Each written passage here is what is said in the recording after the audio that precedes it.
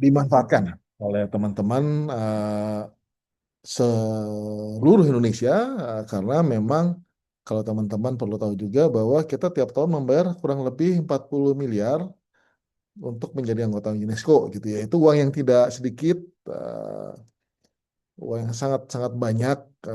Namun dalam perkembangannya kami melihat mungkin semoga kami salah, perlu perlu lagi diseminasi atau informasi-informasi kepada teman-teman di Indonesia mengenai manfaat UNESCO agar uang yang kita bayar tidak terbuang sia-sia gitu. Mungkin tidak sia-sia, tapi setidaknya mendapatkan manfaat yang lebih bagi semua orang, tidak hanya bagi negara, tapi juga bagi bagi individu-individu ataupun bagi kampus.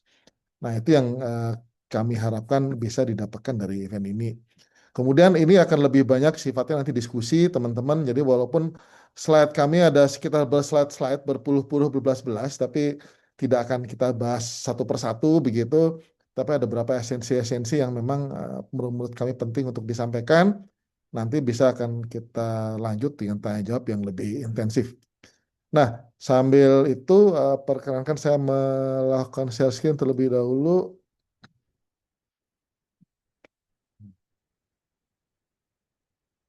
Semoga sudah bisa terlihat. Jadi kalau kita bicara UNESCO seringkali dan mungkin, semoga saya salah saya lagi, mungkin yang tampak, yang terlihat di teman-teman adalah sesuatu yang setahun sekali begitu muncul kalau ada berita mengenai katakanlah ada elemen kebudayaan Indonesia yang diakui atau rekognisi oleh UNESCO. Kemudian setelah itu hilang. Uh, saya khawatirnya akan seperti itu, saya takutnya seperti itu sehingga kita coba lagi dari awal apa sih UNESCO ya? Kenapa sih ini penting? Kenapa sih uh, sampai dibuatkan webinar ya? Kenapa sih nanti kalau teman-teman mungkin dalam waktu dekat akan menerima kuesioner riset begitu mengenai persepsi UNESCO, kenapa sih mesti ditanyakan? Bagi kita ya, sesungguhnya UNESCO itu punya peran yang cukup signifikan. Paling tidak terlihat dari bahwa itu ketika berdiri tahun 1945, Indonesia sudah bergabung 1950. Jadi 5 tahun setelah merdeka, Indonesia bergabung dengan UNESCO. Artinya apa? Indonesia melihat peran Indonesia itu penting. Sehingga banyak hal yang bisa bisa kita dapatkan sebenarnya. Saat ini Indonesia memiliki sekitar 194 negara dengan yang bekerja mulai berbagai instrumen ya, instrumen dan apa kegiatan kerjasama multilateral begitu yang melalui program-program konkret dengan berbagai cabang dan dari pilar-pilar yang di, di, di menjadi alasan pembentukan UNESCO sepertinya apa yang diurus oleh Indonesia itu adalah hal dari hilir sampai ke hulu, dari hulu kalau sampai ke hilir. Segala hal, hampir kalau kami menyebutnya hampir hampir semua.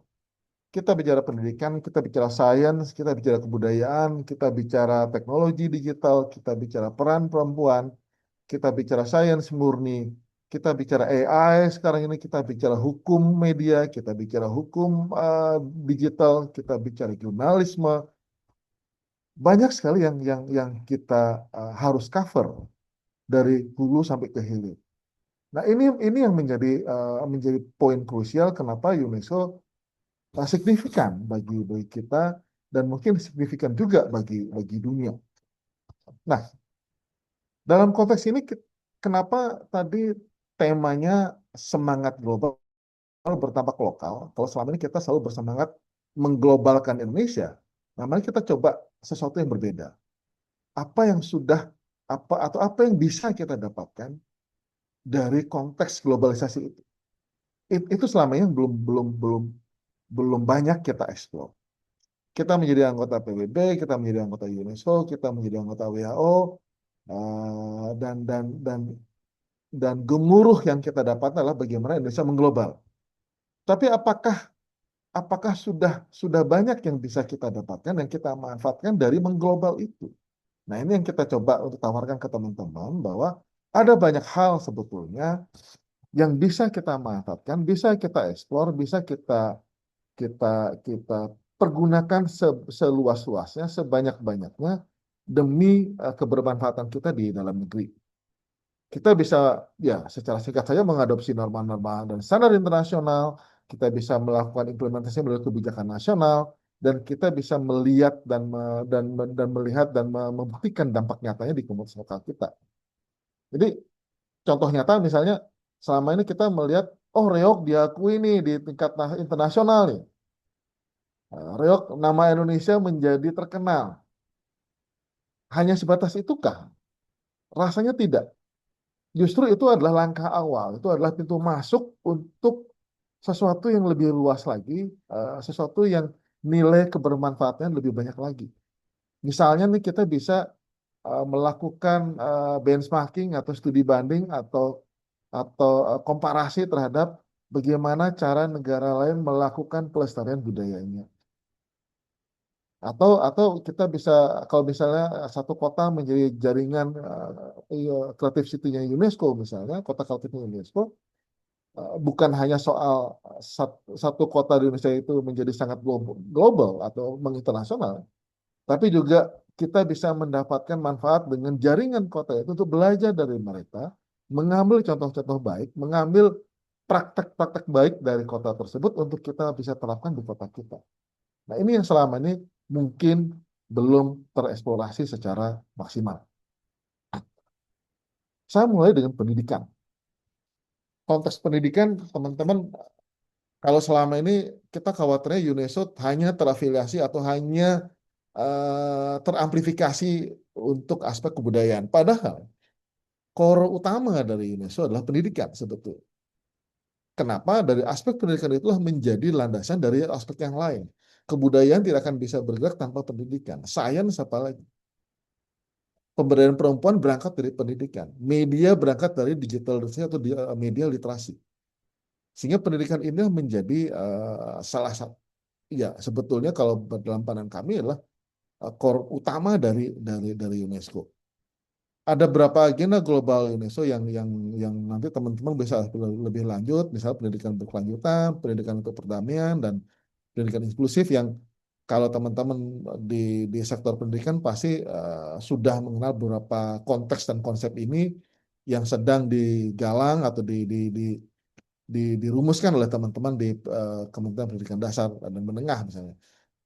Eh, Termasuk misalnya deep learning, kemudian education for peace atau pendidikan untuk perdamaian, serta SDG 4 atau SDG 4. Nah, yang implementasi di Indonesia sebetulnya konkret. Nah, kita punya sebetulnya jaringan sekolah terasosiasi UNESCO atau ASP.NET.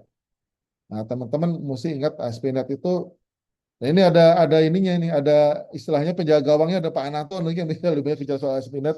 Bagaimana sekolah-sekolah di Indonesia yang terjun ASP.NET itu bisa menjalin kerjasama, bisa saling belajar, bisa saling mendapatkan manfaat yang lebih dari jaringan tersebut. Kemudian kita bisa bicara juga program literasi untuk semua. Program pembatasan buta aksara yang dilakukan oleh Indonesia juga sudah diakui oleh UNESCO apa strategi dan kebermanfaatannya, sehingga kita bisa mengurangi angka buta huruf di Indonesia pada kurun waktu 1980-an, 1990-an. Nah, kemudian yang terpenting adalah Indonesia mencoba membantu memberdayakan generasi muda dengan keterampilan abad 21. Kenapa generasi muda? Teman-teman sudah tahu bahwa 60% dari populasi kita nantinya adalah usia-usia produktif. Kita di Indonesia mengenal Indonesia Emas 2045 yang diperkirakan pada 2045 nanti adalah sekitar 60% dari penduduk Indonesia itu memang usia-usia produktif yang sekarang sedang kita sedang tumbuh dan berkelanjutan saat ini. Teman-teman Gen Z, teman-teman Gen Y, teman-teman Gen Alpha itu akan menjadi pilar utama. Nah, dalam konteks kami di KBRI, kita merasa justru teman-teman Gen Z, Gen Y, Gen X gitu ya, atau Gen Alpha nanti belum mendapatkan diseminasi yang menyeluruh tentang UNESCO ini. Padahal nanti mereka yang kita harapkan menjadi pemimpin-pemimpin kita.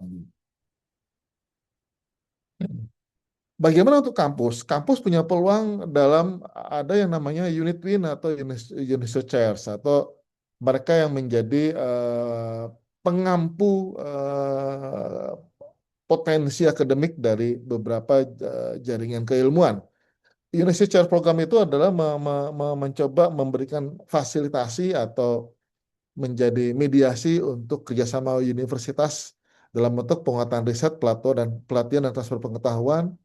Ada 3 atau 4 kampus di Indonesia yang sudah menjadi UNESCO Chairs beberapa aspek keilmuan, dan UNESCO Chairs ini nanti akan berkolaborasi dalam apa yang kita sebut sebagai Unit Win Network, jaringan kolaborasi antar universitas berbagai negara. Kalau di kampus-kampus kerjasama multilateral yang dulu mungkin teman-teman dari kampus tahu, ISEC, AIE, kemudian QS, segala macam. Justru sebetulnya Unit Win ini jauh lebih masif daripada kerjasama multilateral yang ada di level kampus yang selama ini dikenal, gitu.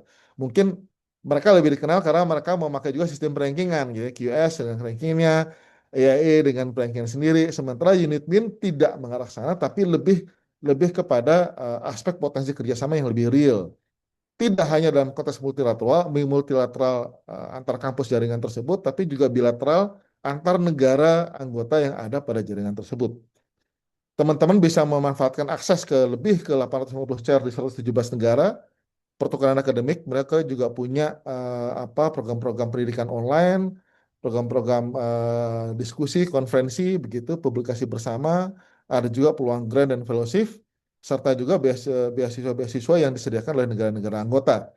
Teman-teman kalau melihat di sosial media kami juga berapa kali sudah ada peluang-peluang beasiswa dari beberapa negara, begitu ya. Dan ini juga sebetulnya menjadi potensi untuk dimanfaatkan.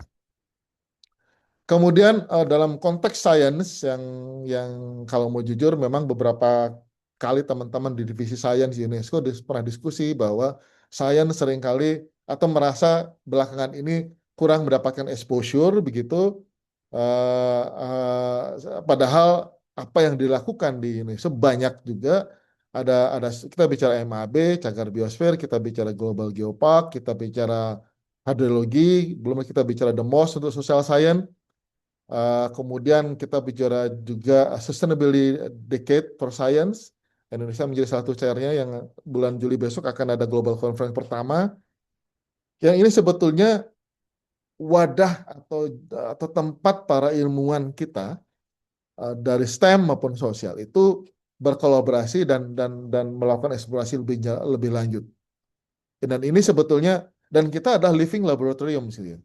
Kita punya punya banyak geopark, kita punya banyak cagar biosfer, dan kita punya banyak potensi untuk ke sana. Sehingga misalnya kolaborasi antar geolog, kolaborasi antar antropolog itu akan menjadi punya tempat di sini. Nah, kemudian Indonesia juga bisa menjadi sumber pengetahuan global. Kita mendorong open science. Sementara di satu sisi Indonesia juga punya UIS, Institut Statistik yang menyediakan database statistik pendidikan, sains, dan budaya. Bisa diakses secara gratis. Indonesia juga menyediakan online repository, ada banyak laporan riset, rekomendasi kebijakan yang bisa menjadi baseline riset teman-teman. Indonesia juga punya digital library yang bisa diunduh secara gratis, ada sekian ribuan koleksi Indonesia juga ada di sana. Sehingga kita tidak perlu lagi khawatir mengenai sumber ilmu pengetahuan, tidak lagi hanya mengandalkan Google misalnya atau library di kampus sendiri, sementara teman-teman bisa masuk ke Indonesia Digital Library yang sangat masif koleksinya, cuman belum mendapatkan manfaatnya. Kalau teman-teman punya waktu ke Paris juga bisa masuk ke library UNESCO, tinggal di sana menyenangkan, mengeksplor sendiri, dan itu menurut saya sumber ilmu pengetahuan yang sangat-sangat banyak. Bagaimana warisan budaya? Teman-teman juga sudah, yang ini yang seringkali memang lebih banyak diekspos oleh media. Kita punya warisan dunia, kita punya warisan budaya tak benda, kita sedang proses beberapa elemen lagi. Kemudian dampaknya kita berharap, nah ini yang terpenting sebetulnya, bahwa warisan budaya Indonesia di Indonesia tidak hanya berhenti ketika kita mendapatkan rekognisi, kita mendapatkan pengakuan. Karena sesungguhnya apa yang kita dapat dari UNESCO itu sebetulnya adalah bentuk tanggung jawab Wayang batik angklung gamelan diakui bukan berarti mereka adalah milik Indonesia. Itu adalah tanggung jawab Indonesia atau Indonesia menyatakan diri bahwa Indonesia akan melestarikan, Indonesia akan merawat, Indonesia akan menjaga budaya itu. Jadi kan bentuk tanggung jawab sebetulnya. Bukan dalam tanda kutip bukan hanya penghargaan, tapi bagaimana kita mendeklar bahwa kita bertanggung jawab untuk itu. Kita mau itu hidup dan berkembang di wilayah kita, dan kita akan bertanggung jawab untuk melestarikan itu. Nah ini pola pola sudut pandang ini akan menarik kalau teman-teman kita bahas bahwa selama ini yang yang ada di kita adalah ini adalah sebuah penghargaan that's it. Dan setelah dapat penghargaan selesai. Nah kita mari kita ubah pola pikir itu bahwa uh, rekognisi ini sesungguhnya adalah awalan pintu masuk. Dia bukan bukan pemberhentian terakhir. Dia justru pintu masuk dengan tanggung jawab yang jauh lebih besar. Jadi aspek lokalnya adalah dengan pengakuan UNESCO ini, maka kita akan berlama-lama misalnya belajar tari saman, kita akan berlama-lama memakai pantun. Yang kemarin Pak Menteri saja sudah pakai pantun di waktu sidang umum UNESCO gitu ya. Saya akan membayangkan mungkin wisuda di kampus-kampus akan pakai gamelan gitu. Masa kalah dengan teman-teman kita di Malaysia yang wisudanya pakai gamelan ya. Jadi ya, ada upaya-upaya dari kita untuk bergerak melakukan sesuatu sekecil apapun itu. Nah, satu lagi dalam konteks budaya yang sama ini mungkin belum belum tampak adalah UNESCO juga punya yang baru diresmikan tahun lalu virtual museum untuk stolen cultural objects yang bisa jadi akan menjadi apa sebuah sebuah cara untuk mendekatkan kita individu dalam konteks kebudayaan. Jadi benda-benda yang dicuri, diperang secara ilegal itu kita di database dalam UNESCO kita bisa lihat dan bisa nanti sebagai bahan untuk melakukan repatriasi, termasuk juga mungkin di Indonesia. Nah, kita punya di Indonesia juga punya banyak national cultural heritage laws yang bisa dijadikan komparasi dan itu menjadi dasar kita untuk melakukan edukasi dan kemudian pembelajaran juga buat kita. Teman-teman yang bergerak di bidang antropologi, teman-teman kampus yang punya prodi antropologi atau terkait misalnya kebutuhan untuk itu bisa memanfaatkan apa yang sudah ada di UNESCO. Jaringan kota kreatif itu teman-teman juga sudah pernah dengar, sudah pernah tahu. Semoga tidak berhenti hanya dengan memasang katakanlah kata kota A, kota kreatif UNESCO that's it, tapi tidak tidak melakukan eksplorasi lebih detail mengenai apa yang bisa dilakukan di sana. Bahwa kota kreatif itu bisa belajar dari sama jaringan kota kreatif yang lainnya, karena dalam konsep ekonomi kreatif kan dia akan bergerak untuk memberikan kebermanfaatan kepada semua elemen. Nah, teman-teman mungkin yang sudah dianugerahkan sebagai kota kreatif oleh UNESCO dan sudah tergabung bisa memanfaatkan itu. Ada pertemuan setiap tahun, ada workshop-workshop, ada juga riset-riset yang dilakukan oleh mereka yang bisa diakses. Dan bagi yang belum, mungkin bisa melakukan pendekatan-pendekatan untuk bisa memanfaatkan akses tersebut. Nah, yang kemudian perlindungan jurnalis dan kebebasan informasi juga menjadi bagian dari kajian dan perhatian UNESCO. Teman-teman bisa belajar dalam konteks perlindungan jurnalis dan kebebasan informasi. UNESCO juga punya prioritas kesetaraan gender dan pemberdayaan perempuan. Ada beberapa penghargaan khusus untuk ilmuwan-ilmuwan perempuan. Sayangnya belum banyak teman-teman kita dari Indonesia yang memanfaatkan akses ini. Mungkin nanti dengan informasi yang sudah kita diseminasikan, teman-teman tergerak atau punya keinginan untuk masuk ke sana. Nah, sekarang yang menjadi fokus ya teman-teman di masa besar adalah bagaimana kita menyasar generasi muda. Kenapa? Ya bukan berarti yang lain tidak penting. Kenapa menjadi semacam fokus? Karena memang ke depannya adalah teman-teman generasi muda ini akan menjadi pemimpin negara, menjadi pemimpin negara masing-masing, pemimpin Indonesia, pemimpin daerah masing-masing, sehingga diharapkan tantangan itu akan bisa dijawab lebih lebih di awal oleh teman-teman generasi muda, mahasiswa maupun siswa misalnya, dan tentu dengan pembimbingan dari teman-teman guru atau dosen yang menjadi mentor teman-teman generasi muda nantinya. Ada banyak banyak banyak aspek, ada banyak bentuk kontribusi yang bisa dilakukan dan ada banyak juga program-program dari Indonesia yang mencoba menyasar generasi muda. Ini beberapa banyak laporan, repositori dan rekomendasi yang bisa diakses yang again dalam konteks akademik ini akan berguna sebagai baseline untuk teman-teman melakukan katakanlah riset lanjutan atau mungkin sekadar untuk dalam tanda kutip ya menulis skripsi ya. Jadi referensi-referensi ini berguna sebetulnya ada riset-risetnya juga dilakukan dengan skala skala regional dan multinasional begitu sehingga baseline argumentasi teman-teman akan jauh lebih kuat sebetulnya. Saya lanjut saja karena ini mungkin nanti numbers ini. Nah, apa kontribusi kita untuk agenda global?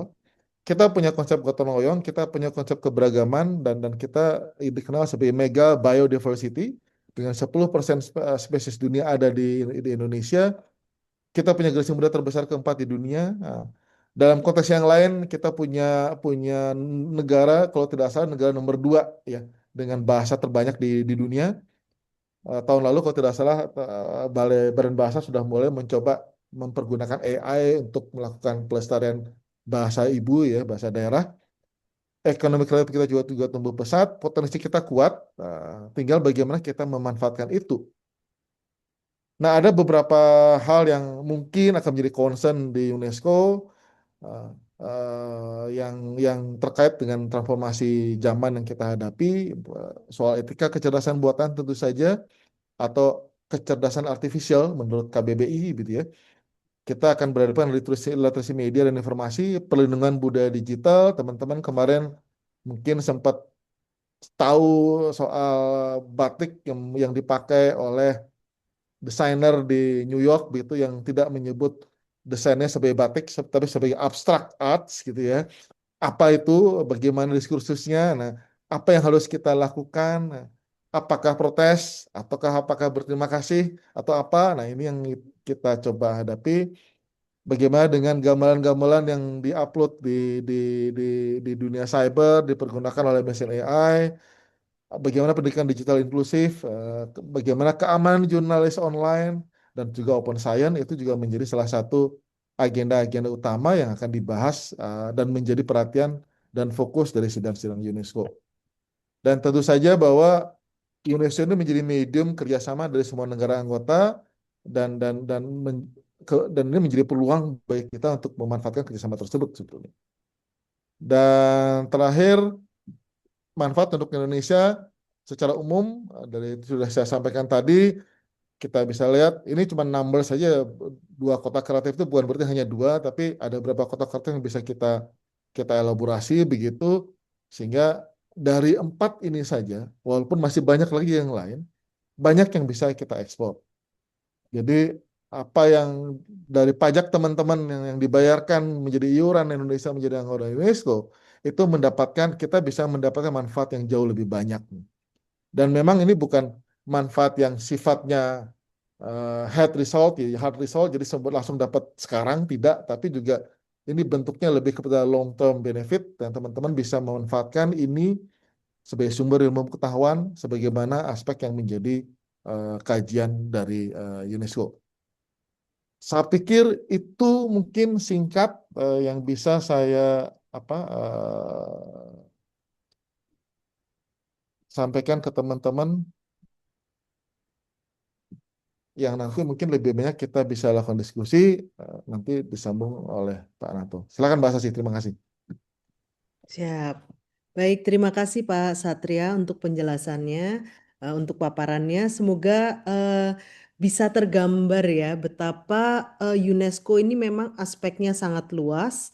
Sektor-sektor utamanya itu memang apa ya, lintas lintas sektornya itu dari mulai pendidikan, kebudayaan, sains hingga komunikasi dan informasi ini benar-benar sifatnya sangat luas ya. Saya menggambarkan itu UNESCO itu seperti samudra ilmu pengetahuan gitu. Jadi apa saja dibahas dan rasanya seperti tidak pernah berhenti belajar begitu ya Pak Satria ya. Apalagi untuk topik-topik yang apa sifatnya sangat spesifik.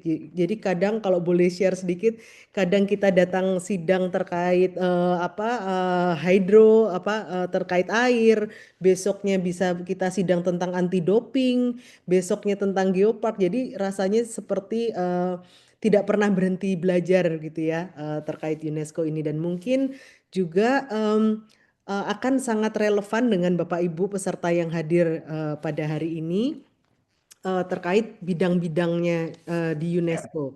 Nah, tadi sudah dijelaskan Pak Satria, tadi sempat disebut terkait hulu dan hilir. Nah, jadi umpama hulu dan hilir Pak Satria ini atau kami ya di KWRI ini hilirnya. Kami garda depan yang kita datang sidang, kita apa namanya menghadiri pertemuan atau mungkin kita menyampaikan apa proposal, usulan apa dari Indonesia. Nah, itu kita tuh di hilirnya. Nah, siapakah hulunya? Nah, seperti tadi kami sudah sampaikan, jadi tanpa hulu ini, tanpa apa namanya pusat ya, tanpa apa namanya dari ya kita menyebutnya dari pusat itu kita tidak ada mandat gitu karena kita untuk maju di sini untuk hadir sidang untuk intervensi dan sebagainya kita memerlukan mandat dari pusat. Nah, di pusat ini dikoordinir ya selain bekerja sama juga dengan Kementerian Luar Negeri di Direktorat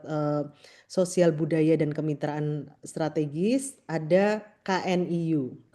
Komite Nasional Indonesia untuk UNESCO. Kalau tidak salah ini adalah satu-satunya komite yang apa ya namanya di bawahnya UN yang ada di setiap negara. Jadi ini jaringannya jadi setiap negara anggota UNESCO itu memiliki semacam KNU-nya di negara masing-masing. Jadi ini jaringannya cukup luas dan posisinya cukup bukan cukup lagi ya sangat strategis dan sudah hadir bersama kita Bapak Ananto Seta yang saat ini menjabat sebagai Ketua Harian KNIU yang akan menjelaskan lebih lanjut bagaimana mungkin apa peran KNU dan bagaimana apa peran koordinasi dan mengakses manfaat-manfaat dari UNESCO ini di Indonesia. Bapak Ananto kami persilakan. Baik, terima kasih Mbak Sesi. Ya, Assalamualaikum warahmatullahi wabarakatuh. Selamat pagi, selamat siang, selamat sore, selamat malam, lengkap lah gitu. Bagi teman-teman yang hadir. Jadi ini betul-betul webinar yang end to end gitu ya, dari sisi time zone-nya gitu ya. Eh, Terima kasih yang sebesar-besarnya Pak Satria, Bu Yuli, dan teman-teman dan Bu Sesi yang telah mengundang saya gitu ya untuk apa ya membersamai Pak Satria gitu ya di dalam memberikan informasi tentang KNU tentang UNESCO. Eh, Tadi disampaikan oleh beliau tentang makro tentang UNESCO dan tentu tadi Bu Sasi menyampaikan kami di hulunya gitu ya. Hulu juga hilir juga Bu Sasi. Jadi bagaimana kami menghilirkan policy-policy kebijakan-kebijakan yang keluar dari UNESCO, tapi dan pada saat yang sama kami juga mengirimkan kepada hilir hasil-hasil dari hulu gitu kami gitu. Kalau boleh saya share screen. Oke, look. Oh, oh, bentar.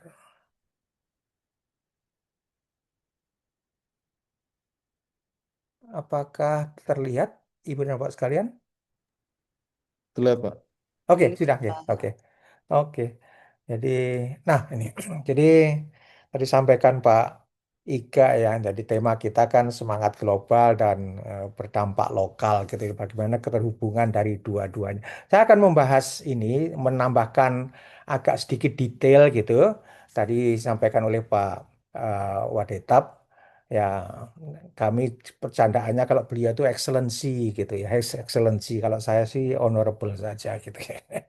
Jadi, Ibu dan Bapak sekalian, tadi sampaikan oleh Pak Wadeta bahwa kita itu menjadi anggota UNESCO itu lebih dulu daripada menjadi anggota PBB. Jadi, ini menarik itu. Kenapa kok dulu para founding fathers kita itu secara cepat gitu itu menjadi anggota UNESCO sebelum menjadi anggota PBB gitu ya.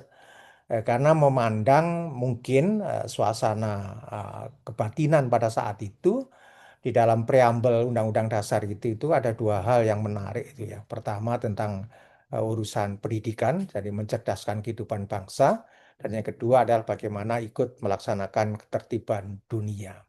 Nah, roh dari UNESCO itu urusan peace gitu ya. Dan disitulah mungkin para founding father itu mendaftarkan Indonesia menjadi anggota UNESCO dengan mengedepankan isu-isu tentang pendidikan, perdamaian, tentu tentang kebudayaan dan sains gitu ya. Nah, tadi sampaikan juga oleh Mbak Sasi bahwa kenapa kok harus ada KNU. Dan disampaikan bahwa di antara semua anggota badan-badan PBB itu hanya UNESCO yang memberikan mandat pada anggotanya untuk membentuk sebuah komisi nasional yang menangani UNESCO yang eh, itu dinyatakan di dalam pasal 7 dari konstitusi UNESCO. Jadi betul-betul sangat jelas di situ. Nah, tentu kita di Indonesia, KNIU itu menjadi semacam hub lah gitu, menghubungkan antara pemerintah kita dengan UNESCO, pun sebaliknya bagaimana juga menjadi jembatan kalau nanti ada informasi-informasi dari UNESCO yang perlu ditindaklanjuti oleh pemerintah kita. Ada dua mandat besar.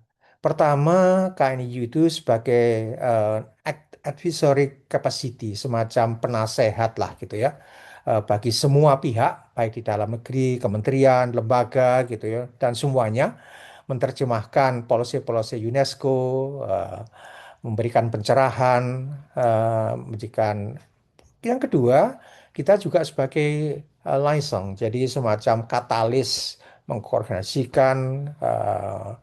Dengan demikian, kita KNI itu sebagai sebuah hub gitu ya. Nah, tentu karena tadi disampaikan oleh Mbak Sasi bahwa UNESCO itu besar sekali yang ditangani, maka kami itu mengkoordinasikan kalau nggak salah sekarang ini membengkak menjadi sekitar 32 kementerian lembaga itu apa yang punya kaitan eh, dengan urusan ke UNESCO-an gitu ya. Ya karena kementeriannya nambah-nambah terus gitu ya. Dan ini menjadi sangat apa ya sibuk kami di kantor itu belum lagi juga mengkoordinasikan pemerintah daerah termasuk lembaga pendidikan tinggi, sektor swasta, NGO, termasuk masyarakat secara luas, pelaku budaya dan sebagainya. Intinya sekali lagi bahwa kami bertugas sebagai advisory dan sekaligus liaison untuk itu. Nah, ah, mendetilkan apa yang tadi disampaikan oleh Pak eh, Wadetap ya tentang apa sih eh, yang kita bisa eh, dapatkan atau dampak lokal sebagai anggota UNESCO yang tiap tahun kita membayar ya 40 miliar ya. Tapi itu baru yurannya Kemlu, belum ditambah yuran-yuran yang lain. Karena ada juga yuran-yuran yang kita sampaikan kepada UNESCO melalui misalnya saja Geopark segala macam. Nah, eh, menarik betul kita menjadi anggota UNESCO gitu ya. Nah, salah satu yang menjadi apa namanya milestone besar gitu ya. 1 tahun setelah kita menjadi anggota UNESCO, maka pemerintah itu mencanangkan program pemberantasan buta huruf. Dan itu yang luar biasa dan apa namanya diberi penghargaan lah oleh dunia pada saat itu kan angka buta huruf kita sekitar 97-98% gitu ya gitu. Nah, tidak hanya itu, pada tahun 72 tentu kita masih ingat sebagian kita juga mengalami dibangunnya SD Impress gitu ya. Luar biasa. Itu semuanya pada saat UNESCO mencantangkan International Literacy Day. Kemudian kita ingat ada program wajib belajar 6 tahun, 84, wajib belajar 9 tahun, 94, 10 tahun kemudian. Dan ini juga salah satu milestone kita menjadi anggota UNESCO setelah kita mengikuti berbagai macam sidang, termasuk Drakar Framework Education for All tahun 2000 itu memberikan semangat pada pemerintah kita untuk merubah perubahan Undang-Undang Dasar di pasal 31 yang memasukkan kewajiban pemerintah untuk mengalokasikan paling sedikit 20% APBN gitu ya pada tahun 2002 gitu ya. Jadi ini rasanya menarik betul karena betul-betul berdampak pada lokal. Dan tentu tidak hanya itu, kerjasama bantuan teknis, ada Science Foundation mulai 5161 beberapa perguruan tinggi mendapatkan bantuan teknis dari UNESCO, kemudian kurikulum nasional diperbarui, kemudian meratifikasi konvensi anti diskriminasi dalam pendidikan, kemudian konvensi pendidikan vokasi sehingga lahirlah politeknik politeknik pada saat itu, kemudian SMK SMK, dan tentu juga kita punya kontribusi besar pada UNESCO dalam konteks kita ikut memperkaya atau menyumbang di dalam capacity building guru-guru di banyak negara terutama di Afrika Latin dan juga di Afrika melalui International Teacher Task Force gitu ya. Nah, tidak hanya itu, Ibu dan Bapak sekalian tadi sampaikan Pak Mas Ingga,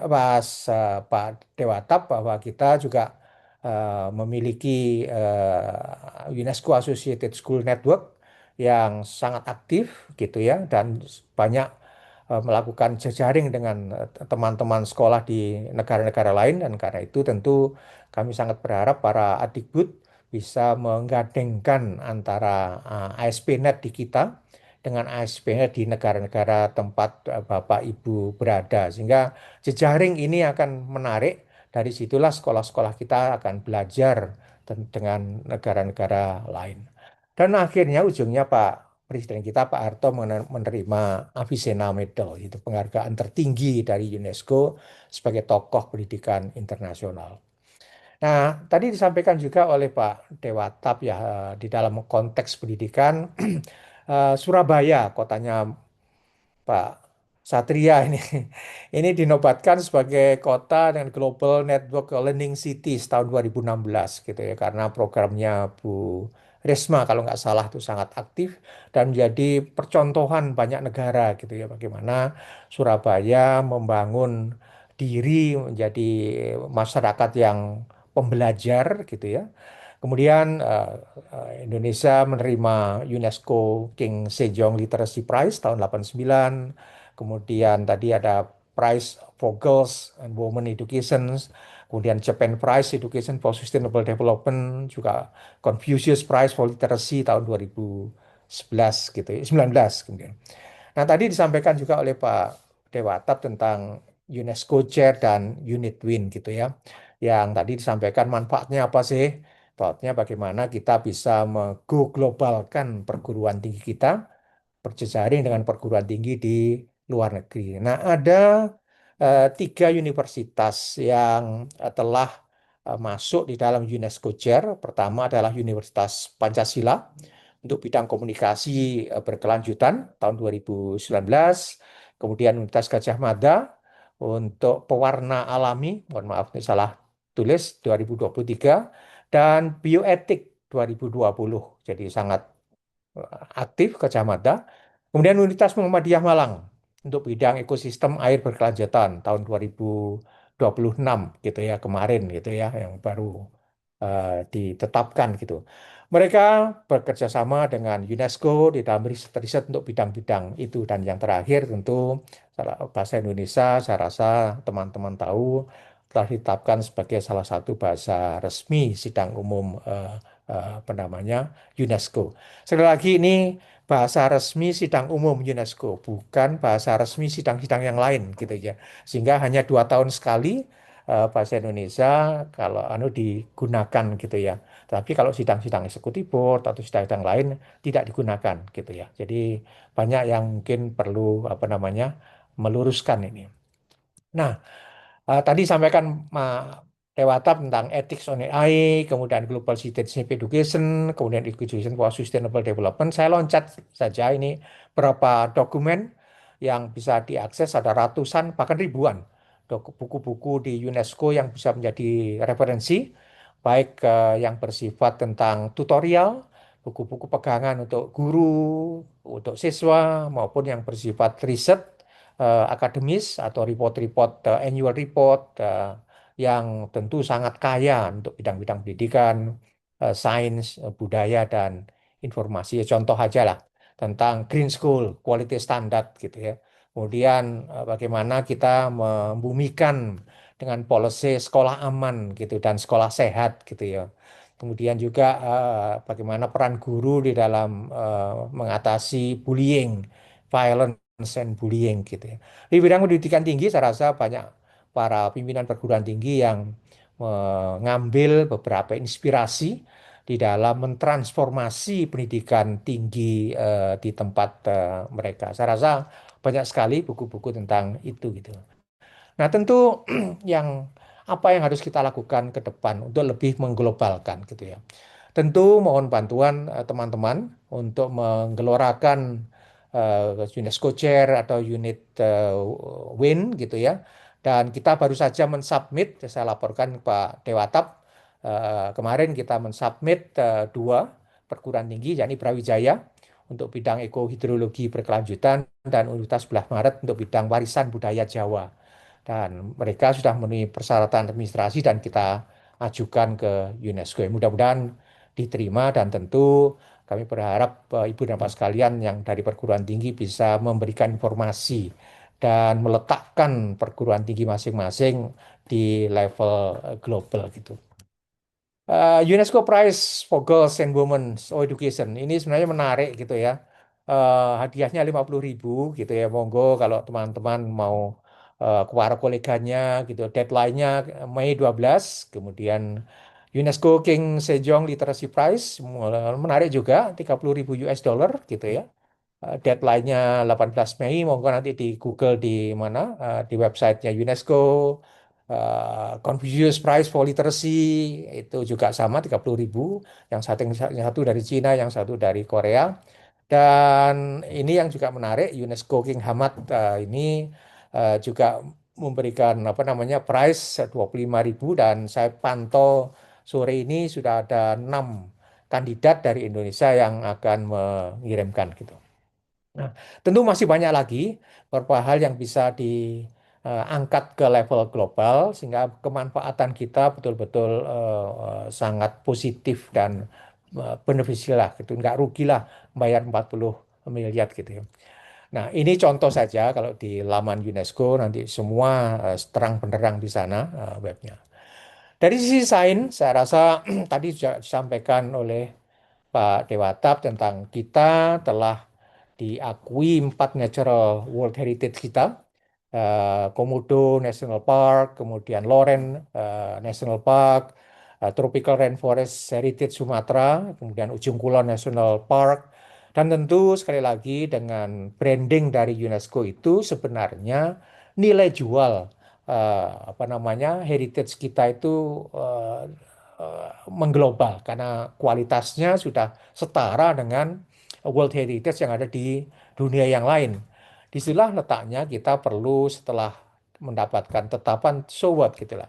Tentu kita perlu lebih banyak branding, berikan advokasi, kerjasama dengan Kementerian Pariwisata, dengan masyarakat setempat dan lain sebagainya. Intinya kita perlu upaya yang lebih keras lagi. Jadi tidak hanya sekedar sertifikat, tetapi bagaimana pengakuan UNESCO itu digunakan untuk sebesar-besarnya untuk pembangunan berkelanjutan. Jadi kalau dikatakan dengan 17 goal, kita bisa goal education untuk di situ, riset di situ, dan sebagainya. Kemudian 12 UNESCO Global Geopark, saya rasa tadi juga disampaikan oleh Pak Wadetap ya, mulai dari Batur, Gunung Sewu sampai dengan yang baru, yakni Kebumen dan Meratus. Nah, kita Indonesia itu dinobatkan sebagai negara dengan jumlah Global Geopark nomor 3 terbanyak di dunia. Dan kita sedang mengusulkan 2 lagi dan akan menjadi nomor 2. Dan bukan tidak mungkin kita akan menjadi nomor 1 karena memang kekayaan geodiversity. Rasanya riset-riset tentang geologi segala macam itu mestinya dunia itu berkiblat di Indonesia gitu ya, karena kita jumlahnya lebih banyak gitu. Kemudian management biosphere ini juga kita menjadi yang terbanyak di level Asia gitu ya. Ini BRIN yang menangani. Jadi ini riset-riset tentang eh, bio apa namanya diversity, tentang culture. Nah, ini saya menarik betul ini kalau kita lihat misalnya contoh di Wakatobi ya gitu ya. Bagaimana masyarakat suku Bajo gitu ya, masyarakat itu bisa merawat alamnya dan mereka menjadi dikenal sebagai manusia air dan menjadi inspirasi kalau nonton film Avatar gitu ya. Bagaimana masyarakat Bajo itu merawat apa namanya Wakatobi dan tentu dengan branding seperti ini banyak sekali bisa dijual sebagai destinasi wisata, sebagai event-event tahunan dan juga tentu ujung-ujungnya lingkungannya dapat, ekonominya masyarakat juga dapat, kemudian sosial inclusionnya juga dapat. Jadi masyarakat sosial budayanya juga terawat gitu ya. Nah, tidak hanya itu, Indonesia juga memiliki beberapa lembaga di bawah BRIN yang diakui oleh UNESCO ya. Pertama tentang Intergovernmental Oceanographic Commissions (IOCN). Kemudian International Hydrological Program yang tadi juga sudah disinggung oleh Pak Dewata. Kemudian Management of Social Transformation atau MOS. Ini riset-riset yang menjadi kiblat di kawasan Asia Pasifik. Rasanya kita belum mengoptimalkan peran perguruan tinggi untuk bisa nanti bekerja sama dengan BRIN misalnya untuk joint riset di area-area seperti itu ya.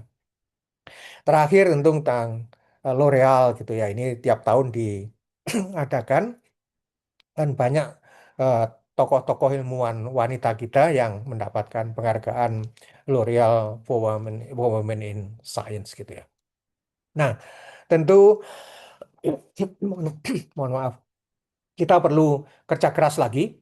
Jadi eh, tidak hanya sekedar mendapatkan predikat UGGP, tapi bagaimana Global Geopark yang sudah diakui UNESCO itu dimanfaatkan seoptimal mungkin untuk pelestarian lingkungan. Semangatnya supaya kita tidak terkena bencana alam, maka semakin banyak Global Geopark, semakin bagus bagi Indonesia supaya tidak kena bencana alam. Karena kita perlu merawat gitu. Kedua tentu nilai ekonominya, nilai budayanya, dan tentu nilai sosial. Yang menarik ini juga teman-teman kalau mau diinformasikan ada UNESCO Sultan Qaboos Prize for Environmental Conservation. Hadiahnya cukup sizable, jadi handsome gitu, 100.000 US dollars gitu ya. Deadline-nya 15 Juni 2026 gitu ya. Monggo teman-teman kalau bisa memberikan info kepada teman-teman di perguruan tingginya atau menjadi bagian dari pengusul. Kemudian ada UNESCO Mandanyitsing Prize untuk urusan toleransi. Hadiahnya juga menarik, 100.000, deadline-nya 19 Juni. Kemudian Kalinga Prize untuk mempopulerkan sains gitu ya. Bagaimana kita memberikan advokasi sains kepada masyarakat gitu. Deadline-nya 31 Juli dan juga ada Alfozan International Prize 50.000 untuk peneliti muda kita di bawah 40 tahun gitu. Jadi para dosen-dosen muda kita rasanya bisa memanfaatkan seoptimal mungkin untuk men-tap semangat global ini untuk memperkuat apa namanya lokal kita. Nah, ini contoh saja website itu. Dari sisi kebudayaan, Ibu dan Bapak sekalian, saya rasa tadi juga banyak sekali di cover oleh Pak Dewatap ya kita telah apa di eh, akui lah gitu ya, semacam UNESCO sebagai negara dengan superpower kebudayaan lah karena banyaknya inskripsi UNESCO yang kita dapatkan lah gitu ya. Jadi ini intangible cultural heritage kita punya 16 budaya tak benda kita gitu. Jadi mulai dari reok, kemudian kolintang, batik, wayang, dan sebagainya termasuk noken. Sekali lagi PR-nya adalah apakah setelah mendapatkan pengakuan ini cukup berhenti di situ. tidakkah kita dengan pengakuan itu sebenarnya adalah SIM, modal kita untuk menjual ke ranah global, sekaligus mengattract ke anak-anak muda kita untuk bisa melestarikan, mengembangkan budaya-budaya itu. Rasanya gagasan Pak Dewatap tadi bagus. Kalau bisa ya misalnya event-event di kampus di mana ya tetap menggunakan apa namanya event-event yang justru mengangkat heritage yang kelas dunia kita gitu ya gitu. Kebaya dan sebagainya. Kemudian kita juga pernah mendapatkan International Fund for Cultural Diversity. Ya cukup menarik, hadiahnya 100.000 US dollars, dan kita pernah mendapatkan dari dua komunitas, satu koalisi seni Indonesia dan yang satu adalah Perkumpulan Hijau Siberut atau Pasih gitu ya. Nah, tentu eh, eh, ada 6 cultural world heritage kita, jadi ada Prambanan, Borobudur, Ombilin Komening, dan sebagainya. Kemudian tadi disampaikan Pak Ingga juga ada 7 kota Indonesia yang telah ditetapkan sebagai Creative City. Ada 8 Creative City yang ada di UNESCO, kita punya 5, mulai dari craft dan folk art, ada Pekalongan, kemudian ada Kota Surakarta, ada Ponorogo.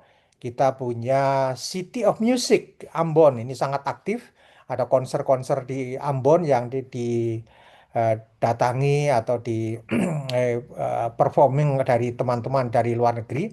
Kemudian ada Kota Malang sebagai media art, kemudian Kota Bandung sebagai desain. Kita sedang mengusulkan beberapa kota yang akan kita usulkan untuk mendapatkan sebagai City of Gastronomy, kemudian City of Architecture, dan City of Film. Dan 3 itu yang kita belum punya gitu. Dan ini PR kita ke depan gitu ya. Nah, ini yang tadi saya sampaikan gitu ya. Ya, kita perlu bekerja keras untuk itu.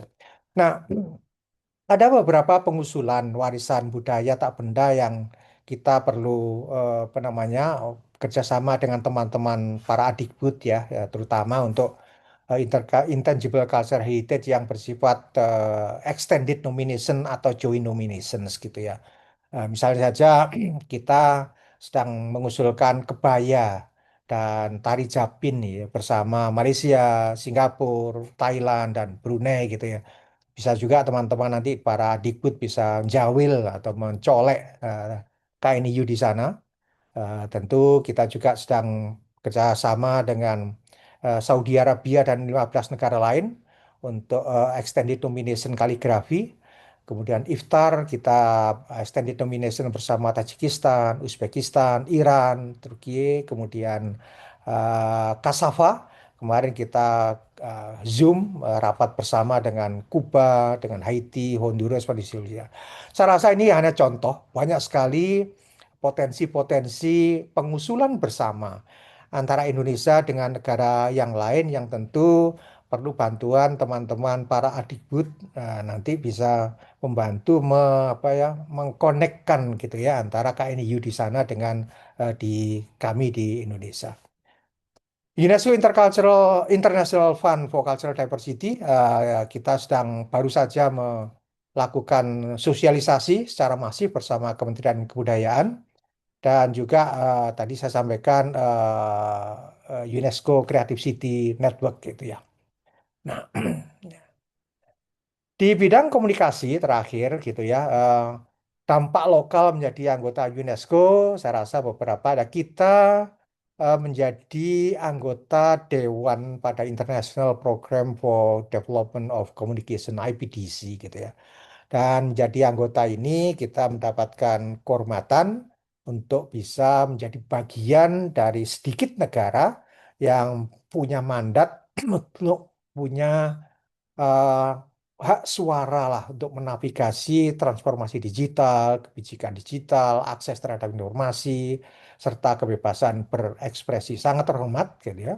Dan dalam bidang komunikasi informasi, kita juga 16 Memory of the World kita telah ditetapkan oleh UNESCO gitu ya. Mulai dari arsip VOC, Lagaligo, sampai dengan arsip surat-surat Kartini, arsip kelahiran ASEAN, sehingga misalnya ada kemarin arsip surat-surat Kartini Kita kerjasama dengan Belanda, pengusulan bersama dengan Leiden.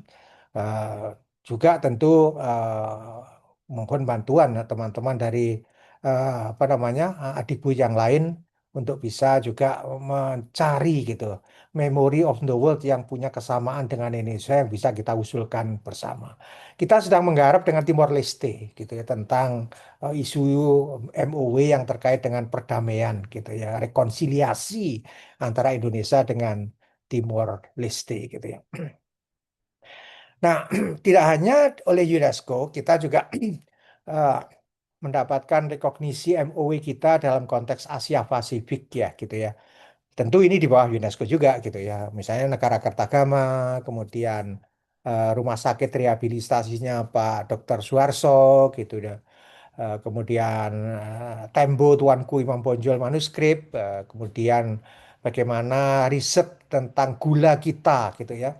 Pada tahun 1887 sampai 86 itu diakui gitu. Bayangkan pada saat itu terjadi apa namanya pandemi di kebun tebu karena ada hama yang habis di seluruh dunia dan sehingga kekurangan gula dan riset kita itu menjadi penyelamat apa namanya gula dunia karena melahirkan hasil-hasil riset yang bisa menyelamatkan tebu dari kepunahan gitu ya. Dan ini menarik betul gitu ya menjadi kita menjadi apa namanya penelitian kita menjadi sangat bermanfaat untuk menyelamatkan pergulaan dunia gitu. Safety jurnalis ini isu betul besar dan tadi sampaikan oleh juga Pak Dewatap gitu ya. Ini kita punya PR, ada jurnalis kita yang ya terbunuh gitu ya, dan kita sedang berupaya untuk memberikan klarifikasi. Ke depan tentu kita ingin memperbanyak pengusulan MOU kita.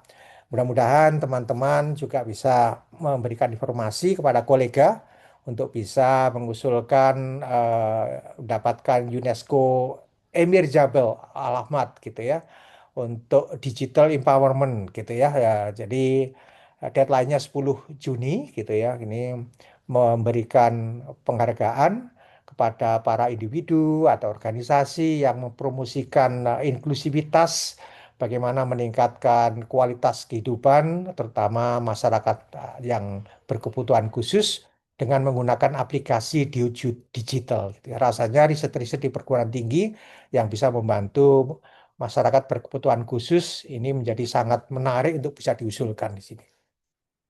UNESCO Gigi Memory of the World Prize ya 30.000 US dollar. Ini menarik juga gitu kalau bisa diikuti deadline-nya 30 April kemarin nggak apa-apa. Tapi ini untuk tahun depan gitu ya. Saya sampaikan di sini listnya kita sudah lewat gitu. Mungkin program tahun depan untuk cycle berikutnya bisa ikut. Kemudian participation program itu juga menarik untuk diikuti untuk tahun depan. Kemudian UNESCO Guillermo Cano World Press Freedom Day. Ini menarik, cuma sayang Indonesia nggak banyak mengusulkan, padahal pers kita pers yang sangat bagus sih sebenarnya gitu. Banyak tokoh-tokoh pers kita yang bisa diangkat menjadi tokoh-tokoh dunia gitu ya. Rasanya sayang gitu ya kalau kita belum ke sana. Tentu ini PR kita bersama. Ini Bapak sekalian itu kira-kira yang bisa kami sampaikan secara sekilas in the nutshell gitu ya. Berapa informasi, apa sih manfaatnya menjadi anggota UNESCO dan apa yang harus kita lakukan ke depan. Tentu dengan bantuan para adikbud, teman-teman untuk keroyokan rame-rame gitu. Untuk bisa menampilkan Indonesia lebih banyak lagi di forum internasional, menghilirkan kepada UNESCO untuk bisa mendapatkan penghargaan, mendapatkan award, mendapatkan prize, sehingga nama kita menjadi besar. Sekali lagi, eh, kami, fungsi kami memberikan advisory, kalau apa namanya, kemudian sekaligus menjadi liaison gitu ya, menjadi penghubung, menjadi katalis ya, bagi teman-teman yang akan mengusulkan kepada UNESCO pun sebaliknya kita menjadi katalis kalau memberikan informasi dari Paris kepada masyarakat di Indonesia. Saya pikir itu sekilas yang bisa kami sampaikan. Sekali lagi terima kasih atas apa namanya kesempatan yang diberikan kepada kami. Terima kasih. Assalamualaikum warahmatullahi wabarakatuh. Gitu. Ya, baik. Terima kasih Pak Ananto untuk penjelasannya. Ini mungkin bukan in nutshell ya Pak ya. Ini kayaknya watermelon kayaknya nih saking gede dan luas dan banyak komprehensif sekali yang disampaikan Pak Ananto. Dan eh, saya juga baru tahu ternyata yang terkait apa kementerian yang terkait dengan UNESCO, mungkin baik langsung maupun tidak langsung itu ternyata sebanyak 32 KL ya Bapak ya. Iya, jadi termasuk lembaga, Pak. Kementerian lembaga. Termasuk, oh ya, Ya, Kementerian Lembaga ya. Iya. hmm. Jadi kalau kalau kementeriannya aja itu 49, nah ini yang Hampir terkait semua. dengan Ya. UNESCO itu 32, berarti kan sudah lebih dari setengahnya itu terkait dengan UNESCO. Dan mungkin ini juga kita bisa melihat betapa UNESCO ini sebenarnya sangat konkret dan sangat menyentuh kebutuhan apa namanya masyarakat. Dan ini mungkin juga sejalan dengan visi misi Dirjen UNESCO yang baru terpilih di November tahun lalu yaitu UNESCO for People gitu. Jadi memang Hmm. harapannya semangatnya adalah UNESCO itu dapat benar-benar dirasakan manfaatnya bagi masyarakat negara-negara anggotanya. Jadi tadi juga sudah disampaikan oleh Pak Ananto terkait peran Komisi Nasional Indonesia untuk UNESCO yaitu untuk sebagai advisory dan juga untuk liaison.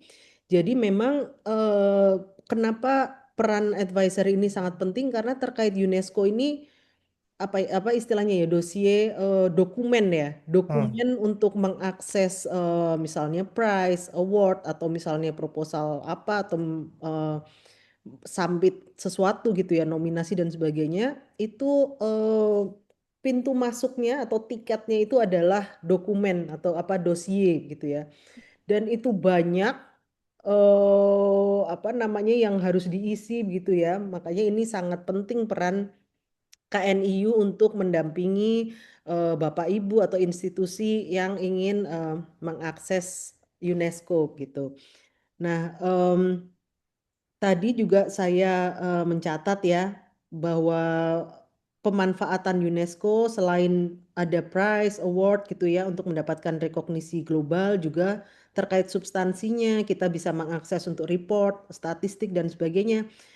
Satu lagi yang kami tangkap dari penjelasan dari Pak Waditab dan juga Pak Ananto yaitu jaringan.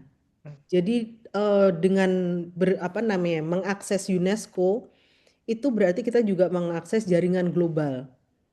Dan di situ sudah ada bidang-bidang atau sektor-sektor tertentu yang sudah ada komunitas masing-masing. Nah, itu harapannya akan semakin memperkaya ya dengan perbandingan kasus satu sama apa di negara satu dengan yang lainnya itu kita bisa ambil manfaatnya yang apa namanya relevan dengan kebutuhan atau isu-isu di dalam negeri seperti itu.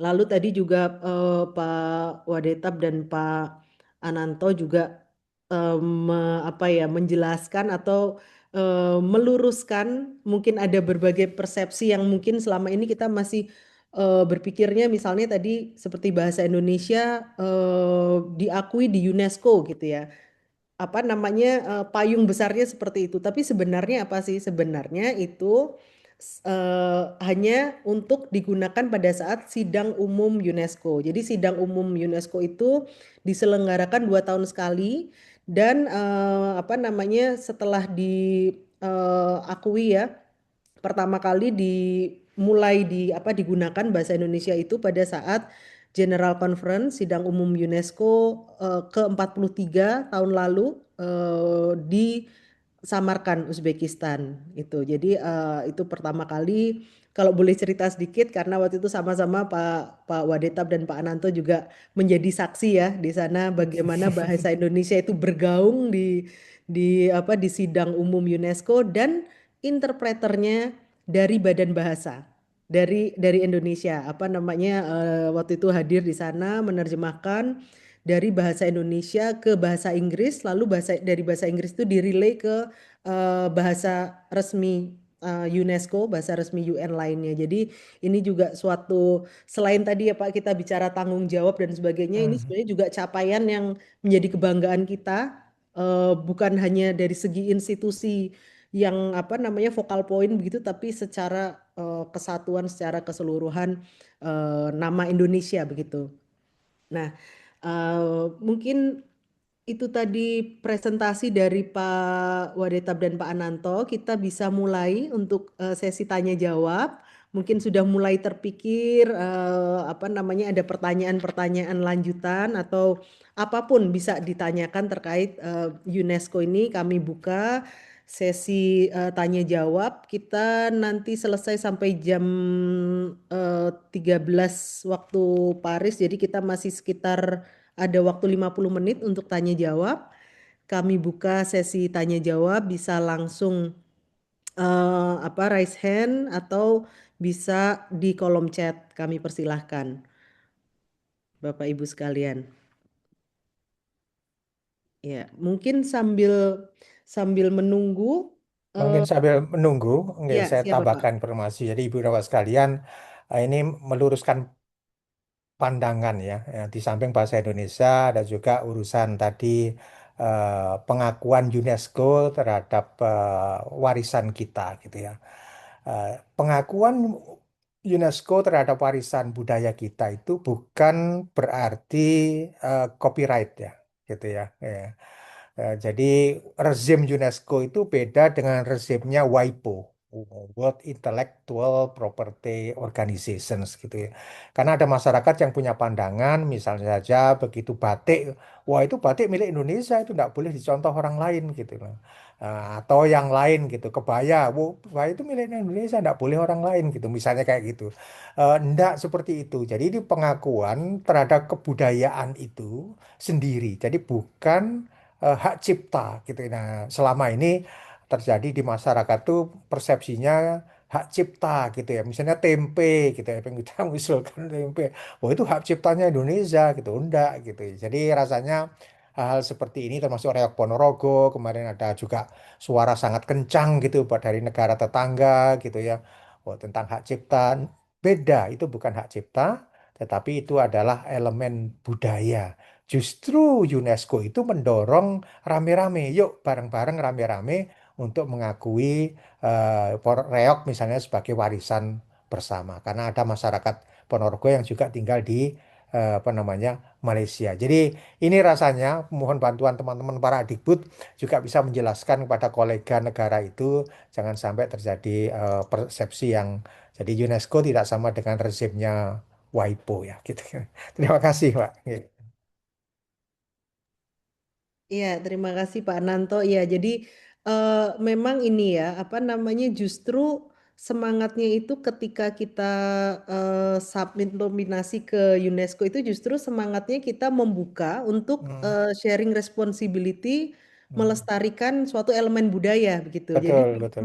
memang semangatnya itu justru bersama-sama kita melestarikan elemen budaya yang kita memiliki kesamaan seperti itu. Jadi makanya untuk terkait warisan apa budaya tak benda itu ada apa ya ada beberapa kategori misalnya joint nomination jadi mengajukannya itu dengan negara-negara lainnya gitu seperti ya tadi disampaikan Pak Ananto memberikan contoh misalnya kebaya kita juga bersama-sama dengan Malaysia dengan Brunei dengan Thailand gitu karena kita ada sharing apa namanya persamaan Hmm, budaya dan ada juga extended nomination misalnya jadi ada satu satu elemen budaya yang sudah diinskripsi lalu negara lain melihatnya oh kita juga sebenarnya punya kesamaan begitu jadi kita bisa bisa sama-sama gitu ya ayo kita sama-sama kerjasama untuk melestarikan suatu elemen budaya.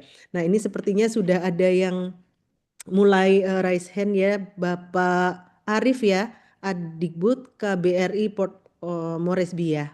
Bapak kami persilakan. Oke, terima kasih Mbak, Pak Nanto yang terhormat, Pak Satria. Ini kesempatan yang baik sekali di sini bisa berjumpa. Jadi memang kami saat ini sedang mencoba untuk mengusulkan apa namanya joint eh, intangible heritage ya dengan Papua Nugini. Jadi ada salah satu kebudayaan yang alat benda namanya batu bakar itu dipakai oleh salah satu suku di PNG dan juga di Papua Tengah ya, Papua Pegunungan. Nah, mungkin kemarin saya juga tahunya juga dari Pak Wismu sebelumnya juga kan. Nah, ini saya coba untuk mengusulkan, tetapi kelihatannya sudah telat ya untuk tahun ini. Kalau saya lihat sudah di close bulan Mei apa ya. Nah, itu apakah eh, kita memang harus menyiapkan beberapa dokumen dan bisa nggak ya minta apa namanya bantuan kalau ada UNESCO di Papua Nugini, cuma kalau saya lihat kelihatannya tidak terlalu kelihatannya terlalu aktif ya di apa UNESCO di PNG ini. Mungkin bisa memberikan sedikit informasi Pak Satria atau Ananto. Terima kasih. Oke. Terima kasih Pak Arif. Rasanya ini menarik betul. Kalau pengusulan extended sudah selesai ya, sudah close gitu ya. Tapi bukan berarti ini kiamat ya. Tahun depan masih ada lagi. Jadi tetap di anu bakar batu itu tetap menjadi anu kita gitu. Ada satu kedua kedua yang mungkin menarik gitu. Saya nggak tahu ya. Ini kan bagaimana kita menaklukkan gitu PNG dengan apa namanya diplomasi budaya ini ya. Noken gitu ya. Saya kok yakin di PNG itu ada Noken. Nah, Noken itu kan Indonesia sudah mendapatkan pengakuan UNESCO. Bisa nggak Mas Arief misalnya gitu, bilang kepada pemerintah PNG, Pak, bisa nggak extended nomination Noken yang ada di Indonesia. Dengan demikian, maka Noken PNG itu diakui oleh UNESCO. Sehingga branding PNG-nya itu menaik di forum dunia gitu ya. Jadi rasanya ini juga menarik. Di samping tadi nggarap tentang bakar batu, tetapi ada juga yang lebih mudah juga, yakni adalah mengusulkan extended nomination untuk Noken. Jadi prosesnya gampang. Jadi nanti apa namanya PNG berkirim surat ke kami, kemudian kami akan menyampaikan ke PNG. Kami akan nanti berkomunikasi dengan masyarakat di Papua untuk mengendorse, setuju nggak masyarakatnya. Jadi kalau masyarakatnya setuju, langsung kita proses jalan, kemudian ada film apa-apa yang perlu dilengkapi lah gitu ya. Yaitu biasalah administrasi. Saya rasa ini jalan pintas bagi PNG untuk go global. Saya rasa ini peran Adibud sangat sangat penting di situ gitu. Atau nuwun Pak gitu. Pak Waditap, mungkin kalau ada yang mau ditambahkan. Saya pikir sudah lengkap dari Pak Nutur, sudah lengkap. Tinggal nanti koordinasi di dalam Pak Pak Arief lagi dengan teman-teman Pensus KBRI Papua Nugini, KBRI ya KBRI di Papua Nugini mungkin bisa koordinasi juga dengan Kemenbud nanti biar detailnya. Tapi memang pintunya harus melalui KNIU Pak. Jadi biar di KNIU melakukan validasi dan proses. Syukur-syukur antar komite nasionalnya PNJ dan Indonesia saling kontakkan juga, jadi lebih lebih enak komunikasinya. Nggih. Kami menunggu berkas dari Pak Ananto. Oke, saya coba nanti kontak di apa Natkomnya PNG, kemudian kan bisa CC kepada Pak Adikbud di sana gitu ya sebagai perwakilan Indonesia yang ada di sana gitu ya. Kita coba. Ya, baik. Terima kasih Pak Arief. Jadi ini mungkin bisa jadi salah satu contoh ya, apa namanya, bagaimana Adikbud ini bisa mengkaitkan dengan UNESCO di wilayah akreditasinya. Jadi bisa salah satunya seperti ini menjajaki apa yang bisa dikerjasamakan dalam kerangka UNESCO. Salah satunya terkait nominasi elemen budaya ya. Dalam hal ini tadi sesuai saran Pak Ananto, misalnya ada apa batu bakar itu juga bisa diproses, disiapkan dokumennya, minta persetujuan komunitas. Namun juga kalau mau apa namanya mau dijajaki yang lain itu tadi yang noken yang sudah diinskripsi kita bisa apa namanya jajaki ke Papua Nugini untuk apa ya? Kita inilah sharing pengalaman juga kalau mereka mau extended nomination dari elemen budaya kita itu juga dimungkinkan. Jadi memang dibutuhkan eksplorasi khusus ya terkait terkait apa namanya eh, eh, elemen budaya apa nominasi untuk ICH ini. Dan untuk nominasi ICH ini deadline-nya setiap tahun di 31 Maret. Ya. Ya, di 31 Maret ya.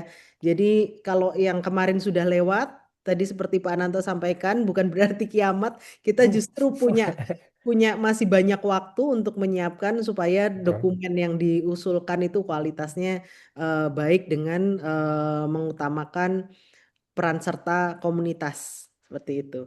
Kami buka lagi kalau masih ada yang mau bertanya, mungkin kalau via kolom chat juga kami persilahkan.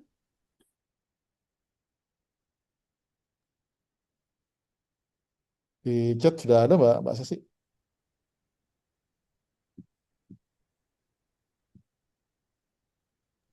Siap, oke, kami cek di kolom chat. Ya, kami bacakan ya. Dari Bapak ya, Bapak Nurtilek Kadirov, izin Bapak Satria dan Bapak Ananto, saya Nurtilek Kadirov, mahasiswa asing S3, beasiswa di KNB di UNES Semarang, asalnya dari Kirgistan.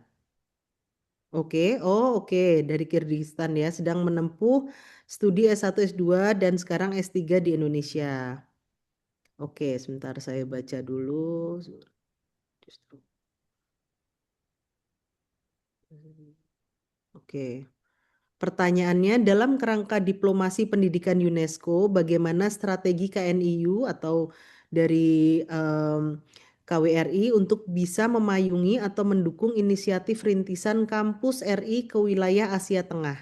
Karena saya paham kultur dan bahasa kedua negara, ya, saya siap 100% terlibat langsung, ya.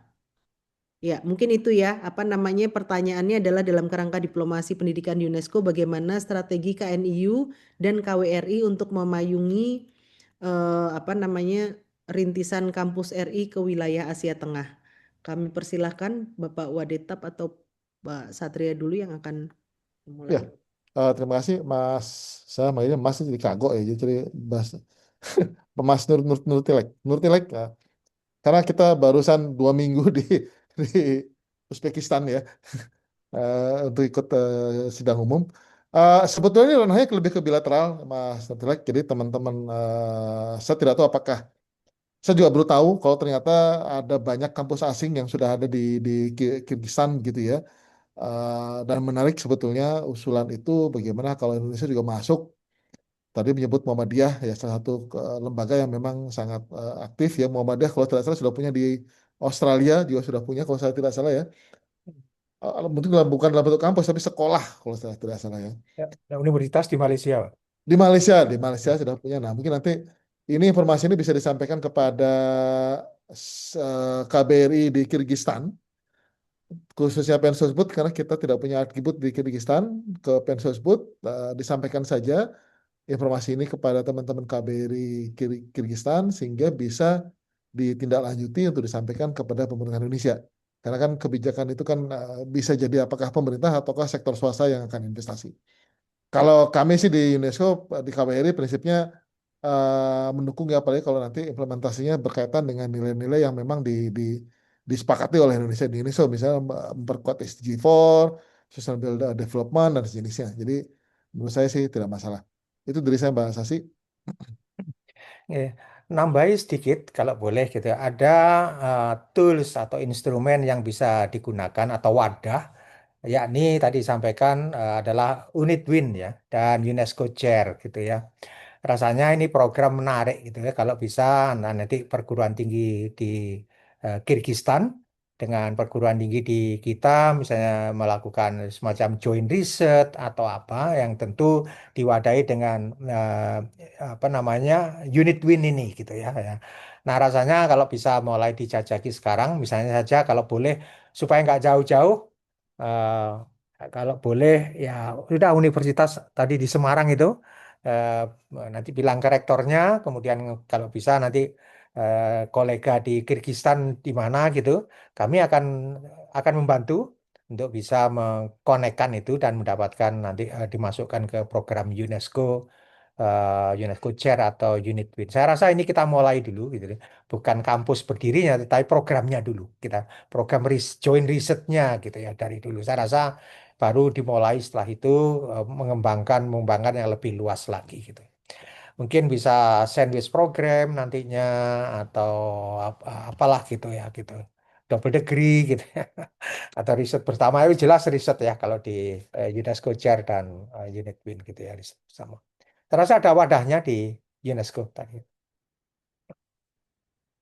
Ya, baik Pak Satria, Pak Ananto. Mungkin info saja, Kirgistan itu dirangkap KBRI Tashkent ya, di Oh ya ya di Uzbekistan. Ya, Uzbekistan ya ya ya. jadi nanti bisa melalui KBRI Tashkent untuk menindaklanjuti peluang kerjasama ini. Saya rasa teman-teman di Tashkent juga akan sangat senang ya kalau ada, ya bisa dikatakan ini peluang kerjasama yang tidak biasa. Kalau biasanya kita misalnya perdagangan, investasi, nah ini kaitannya di sektor pendidikan. Saya rasa ini sangat menarik untuk ditindaklanjuti. Jadi bisa seperti tadi disampaikan Pak Satria ke fungsi Pensosbud KBRI Tasken ya. Hmm. Ya, baik itu tadi pertanyaan dari Pak Nurtilek ya. Terima kasih Dan sebelumnya. Mas Nurtilek ada tadi saya sampaikan ya bahwa kita sedang extended nomination iftar kalau nggak salah ya dengan Kirgistan. Saya rasa ini juga menarik gitu bidang-bidang yang terkait dengan religi atau budaya itu bisa dikerjasamakan di situ itu. Terima kasih. Ya, baik.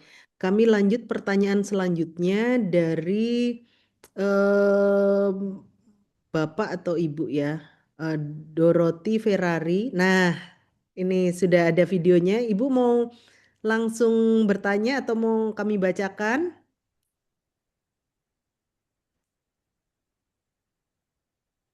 Oh ya, oke siap. Saya bacakan di sini, Ibu Dorothy Ferrari, Wakil Rektor Bidang Kerjasama Riset dan PKM Universitas Satya Tera Bhinneka di Medan. Jadi intinya di kampus Ibu Dorothy ada mata kuliah ISD ya. ISD kalau tidak salah Education for Education Sustainable for Development. Sustainable Development ya. Ya. Nah, jadi pertanyaannya, saya perhatikan bahwa pengajaran tentang ISD di Indonesia lebih banyak di level sekolah daripada pendidikan tinggi.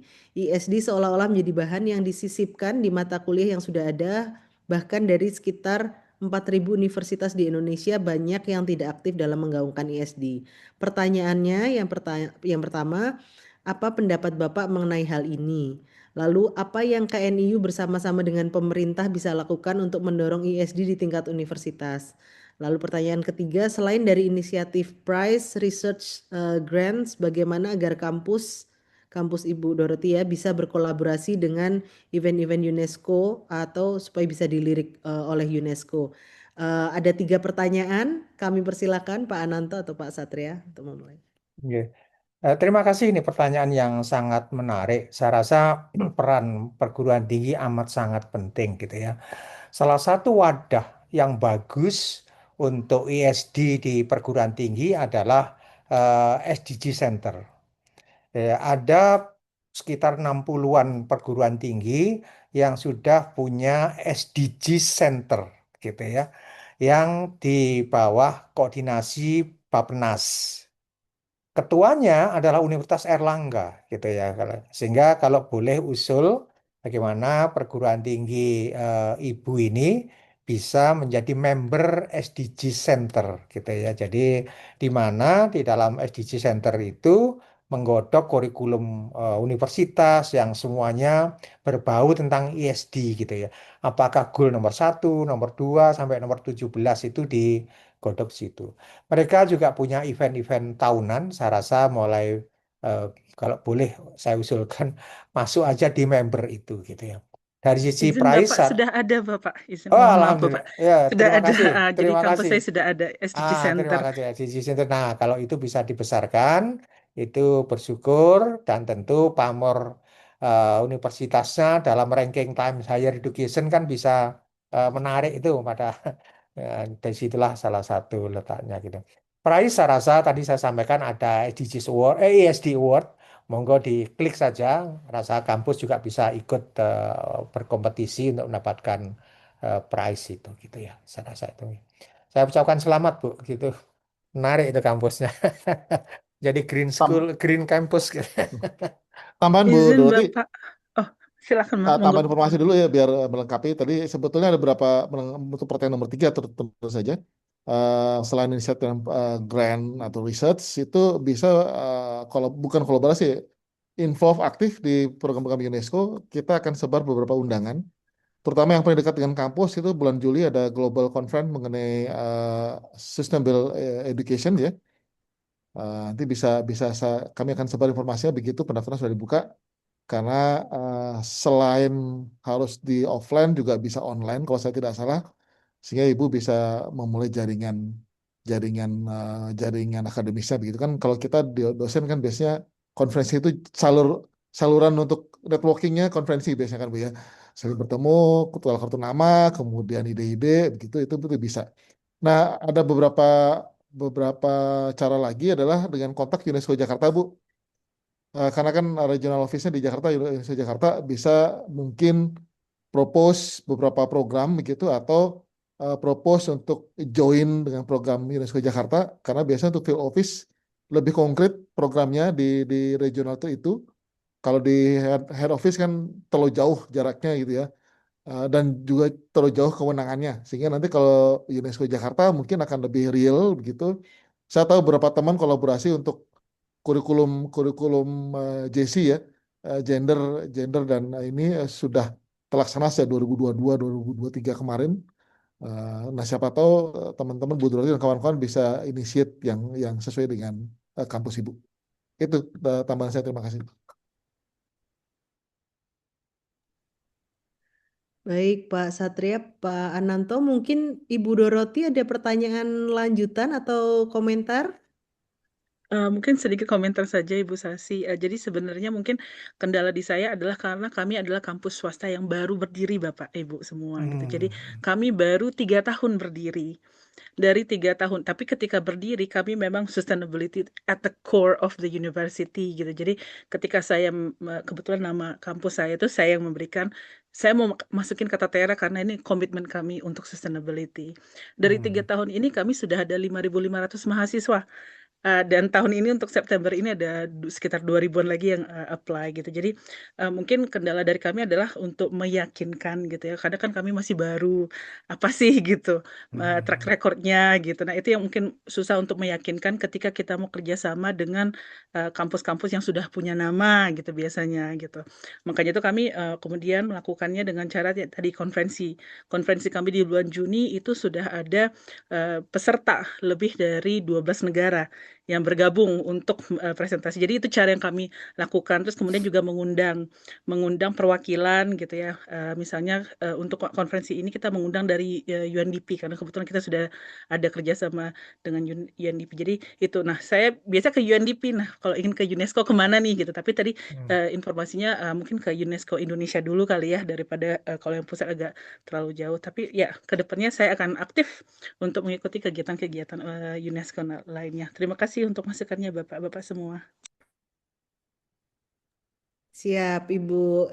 Jadi terkait informasi apa namanya prize atau kegiatan UNESCO bisa juga diikuti di sosial medianya KNIU di @KNIU Kemdikbud atau di sosial medianya atau Instagramnya KWRI di @Indonesia_UNESCO. Nanti mungkin ada apa teman yang bisa tulis di kolom chat ya untuk sosial media Instagram kami dari KWRI maupun dari KNIU. Kami upayakan untuk selalu update di situ untuk sebagai upaya menyebarluaskan informasi atau kegiatan yang supaya bisa dimanfaatkan seluas-luasnya untuk masyarakat ya di Indonesia maupun Adikbud di seluruh dunia. eh apakah ada pertanyaan lagi? Bentar, belum ada ya. Ya, kita masih ada sekitar 26 menit Kalau ada silakan bertanya apapun, misalnya mau bilateral pun atau misalnya ada unek-unek atau apa, ini kesempatan yang baik. Ada Pak Wadetap dan Pak Hmm, hmm. Ananto yang sudah malang melintang di dunia pendidikan untuk bisa sharing gitu. Malang Surabaya Bu. Kampung halaman Pak Ananto ya. Iya, jadi memang apa namanya seperti seperti niat awal ya apa dengan diadakannya webinar ini kan utamanya kan untuk pemanfaatan UNESCO bahwa kita sudah Ya, berkontribusi dan apa namanya supaya bisa dimanfaatkan dan di tengah situasi mungkin dengan berbagai keterbatasan, efisiensi dan sebagainya mungkin ini adalah kesempatan yang baik gitu kita memanfaatkan prize atau award dari UNESCO untuk apa namanya sebagai alternatif untuk mendukung kegiatan atau pemajuan penelitian dan bidang-bidang lainnya begitu.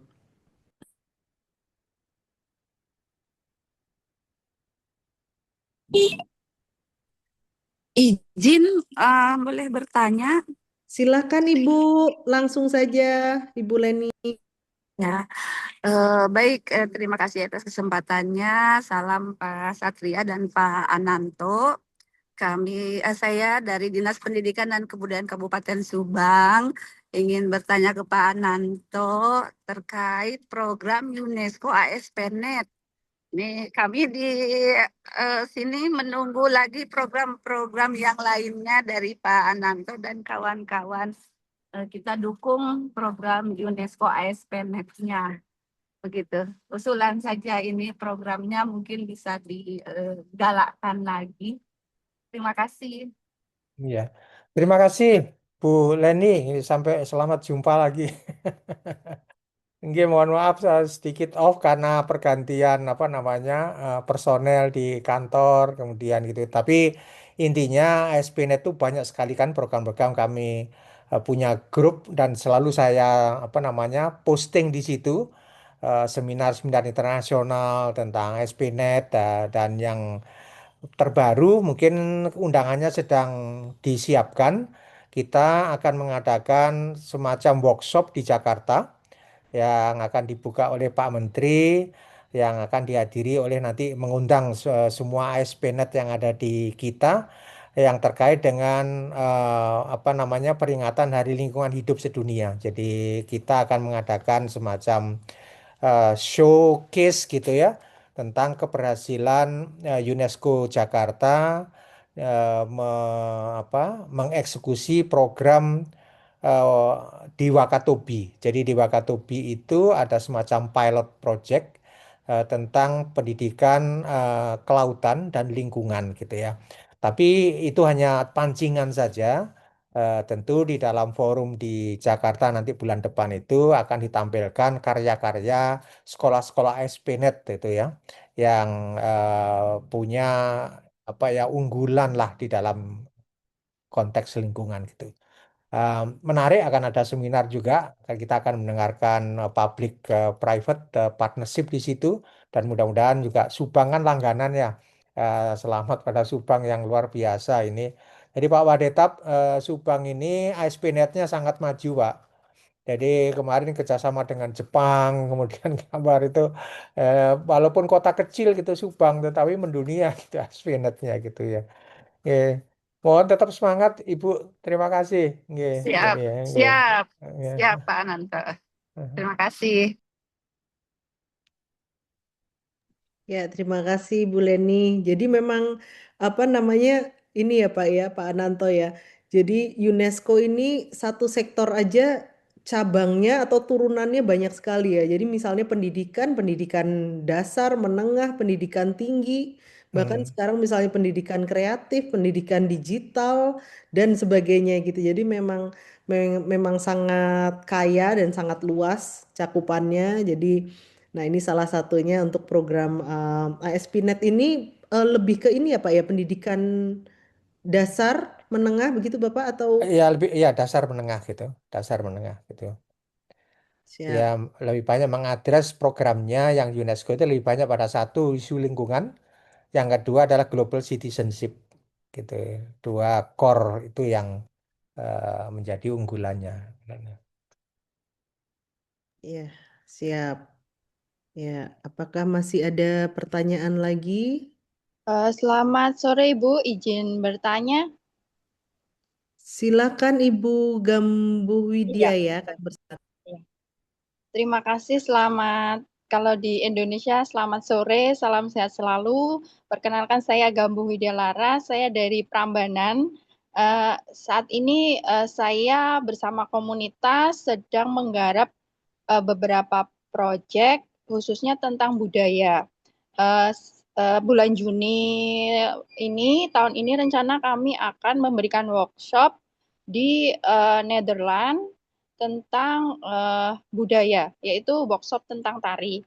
Nah, di sini selama ini kami hanya membawa tim ke sana, kemudian kami belum kami memiliki keinginan akan membuat sebuah sekolah kecil tentang bagaimana pembentukan karakter melalui cultural. Nah, di sini yang saya akan tanyakan, apakah di UNESCO itu adakah program tentang Sustainable Development Cultural selain tadi sudah ada Sustainable Development Education, apakah ada Sustainable Development Cultural di UNESCO? Karena selama ini kami hanya membawa tim ke sana dan kami belum bisa mengimplementasikan di Indonesia seperti itu. Terima kasih. Ya, mungkin Pak Ananto atau Pak Wadeta, kami persilakan. Mungkin Pak Waditap dulu, Siap. gantian. Bu Nanti Kamu, saya terima tanya. kasih. Mungkin sudah dikontak Mas Danu ya untuk detail diskusi kita. Bu, secara umum Mondiacult 2025 ya 2025 juga sebetulnya menyebut soal sustainable cultural begitu dalam konteks bagaimana seni itu bisa bisa bertahan ya dalam gempuran kemajuan teknologi gitu. Nah, tetapi memang dalam konteks secara formal itu memang di markas besar belum belum belum tereksplisitkan gitu Bu ya.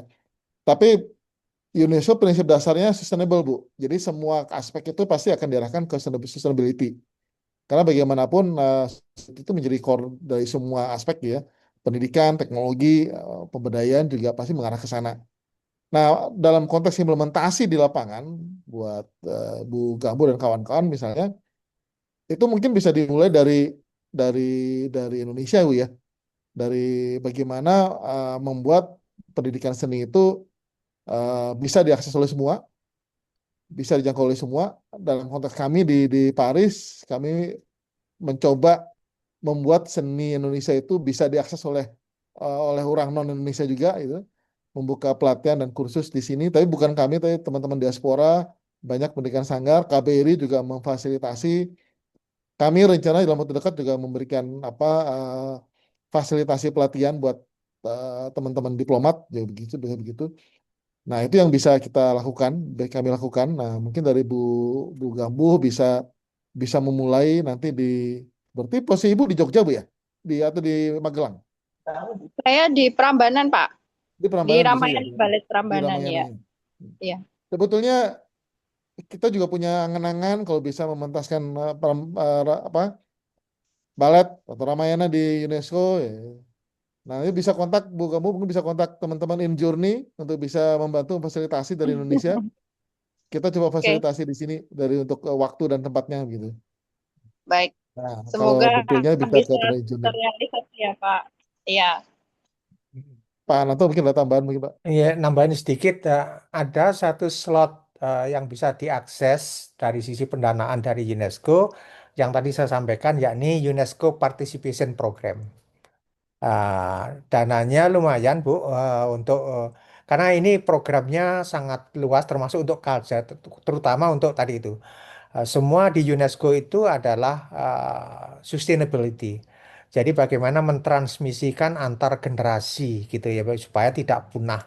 Nah, salah satu apa namanya kegiatan yang bisa ditawarkan dan bisa dijual adalah yang tadi Ibu sampaikan gitu ya.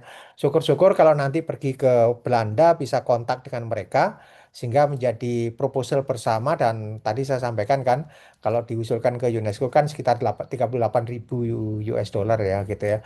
Kalau hanya sendiri kan 26.000. Tapi kan cukup bagus untuk inisiasi program-program seperti itu. Saya kira rasanya kok em, ya, kita tidak kekurangan menu, cuma kita siapkan saja apa namanya proposal-proposal ke sana. Jadi nanti kami akan membantu mendampingi kalau memang diperlukan ya untuk sana. Jadi semacam seed money lah gitu. Kadang-kadang di kita itu gagasannya banyak tapi memang bensinnya nggak ada gitu. Nah, kita coba dengan situasi krisis ini dan mumpung kita menjadi anggota UNESCO, kita optimalkan lah dana-dana yang ada dari UNESCO itu kita tap gitu ya. Sayang sekali negara lain itu sangat agresif, kita itu sebenarnya kurang agresif untuk ke sana. Yes.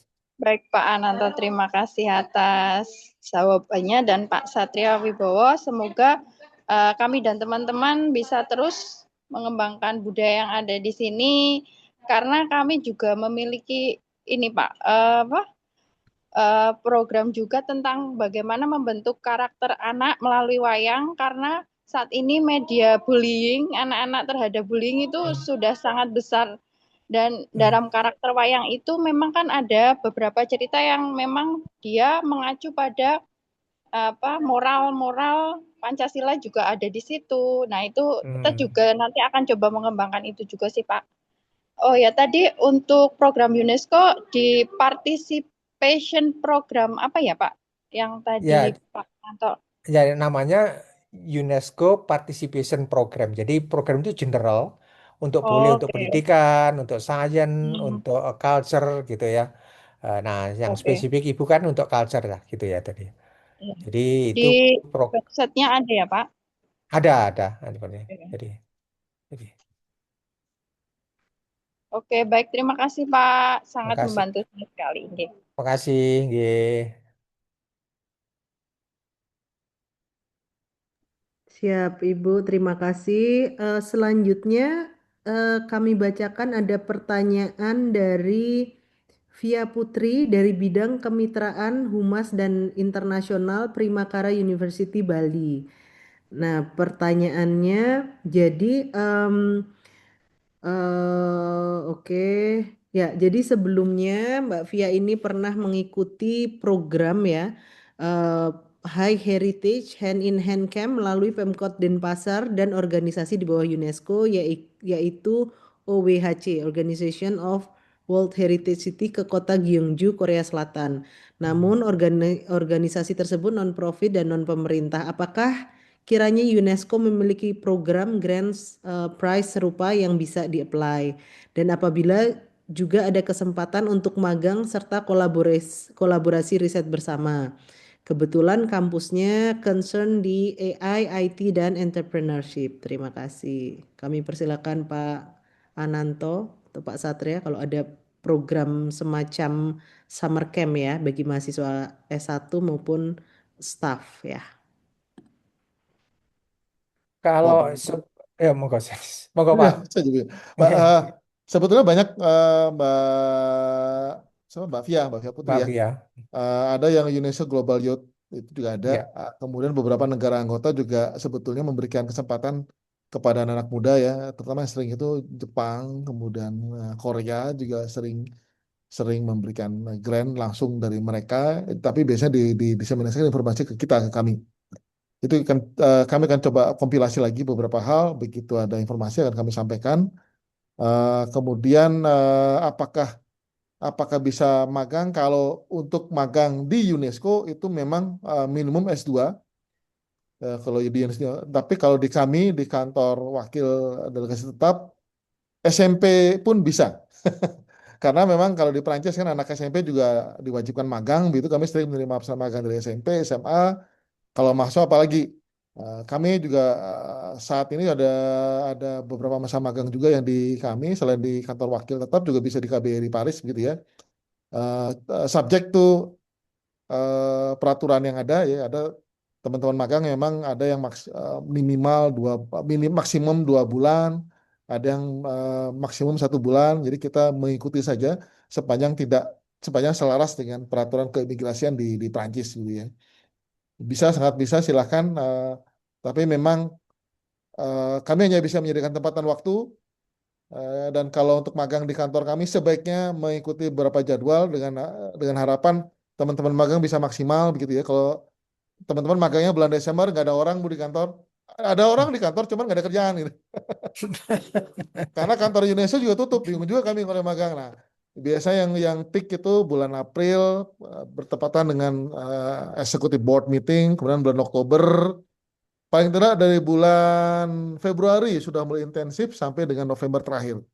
Nah, itu silakan nanti bisa diatur karena selain kegiatan di UNESCO, kita juga ada kegiatan sendiri di kantor perwakilan juga bisa itu. Cuman itu tadi kami hanya bisa menyediakan tempat magang dan waktunya, tapi yang lain logistik dan kawan-kawan mohon bisa disediakan sendiri atau mencari sponsor gitu. Untuk yang kolaborasi riset bersama tadi sudah disampaikan bisa melalui Unit Win atau CHAIRS begitu ya. Atau memang aktif di beberapa kegiatan UNESCO. Kalau misalnya kebetulan bisa ke Paris pada saat conference, bisa langsung bertemu dengan jaringan kampus yang juga ikut begitu. Atau kalau tidak sebetulnya yang ke event-event online pun bisa biasa mereka menyediakan waktu untuk mingle secara online. Jadi bisa bisa diskusi begitu, bisa bisa tukar tukar kontak begitu. Yang bisa diikutin yang pertama mungkin yang paling dekat bulan Juli itu Global Conference untuk Sustainable Education and Science itu mungkin bisa di follow up karena kebutuhan AI kan pas di sana. Yang Science juga sekarang fokusnya juga ke AI, jadi bisa diikuti. Itu dari saya. Nah, kalau dari KNU sangat bisa tuh magang di Jakarta lebih lebih ini lagi, lebih visible lagi kalau magang di Jakarta. Silakan Pak Nanto. Ya, prinsipnya sama dengan Pak eh, Satria tadi. Kalau magang di Jakarta monggo saja gitu. Karena banyak mahasiswa-mahasiswa itu antri di KNIU itu ya, gitu. Karena kapasitas kami terbatas, biasanya ya 2, 3 anak lah gitu ya untuk magang di situ. Tapi mesti agak awal-awal gitu ya untuk daftar ke sana gitu. Yang lain sama Pak, berarti kita instrumen termasuk mengoptimalkan pemanfaatan UNESCO Chair dan Unit Win tadi itu. Siap, terima kasih Pak Ananto dan Pak Satria. Ini seperti biasa sudah mau selesai baru panas nih. Kita ada dua penanya lagi, izin Pak Ananto dan Pak Satria. Yang satu dari kolom chat dan nanti yang terakhir ada Ibu Lia dari JMI Medan ya. Kami baca dulu untuk yang di kolom chat dengan Bapak Agus Salim. Pertanyaannya untuk program-program yang disampaikan Pak Nanto, apakah ada batasan untuk bisa mengaksesnya? Seperti lingkungan institusi pendidikan misalnya hanya dari perguruan tinggi saja. Apakah boleh juga untuk guru di tingkat dikdasmen ya, dikdasmen ya? Iya, iya.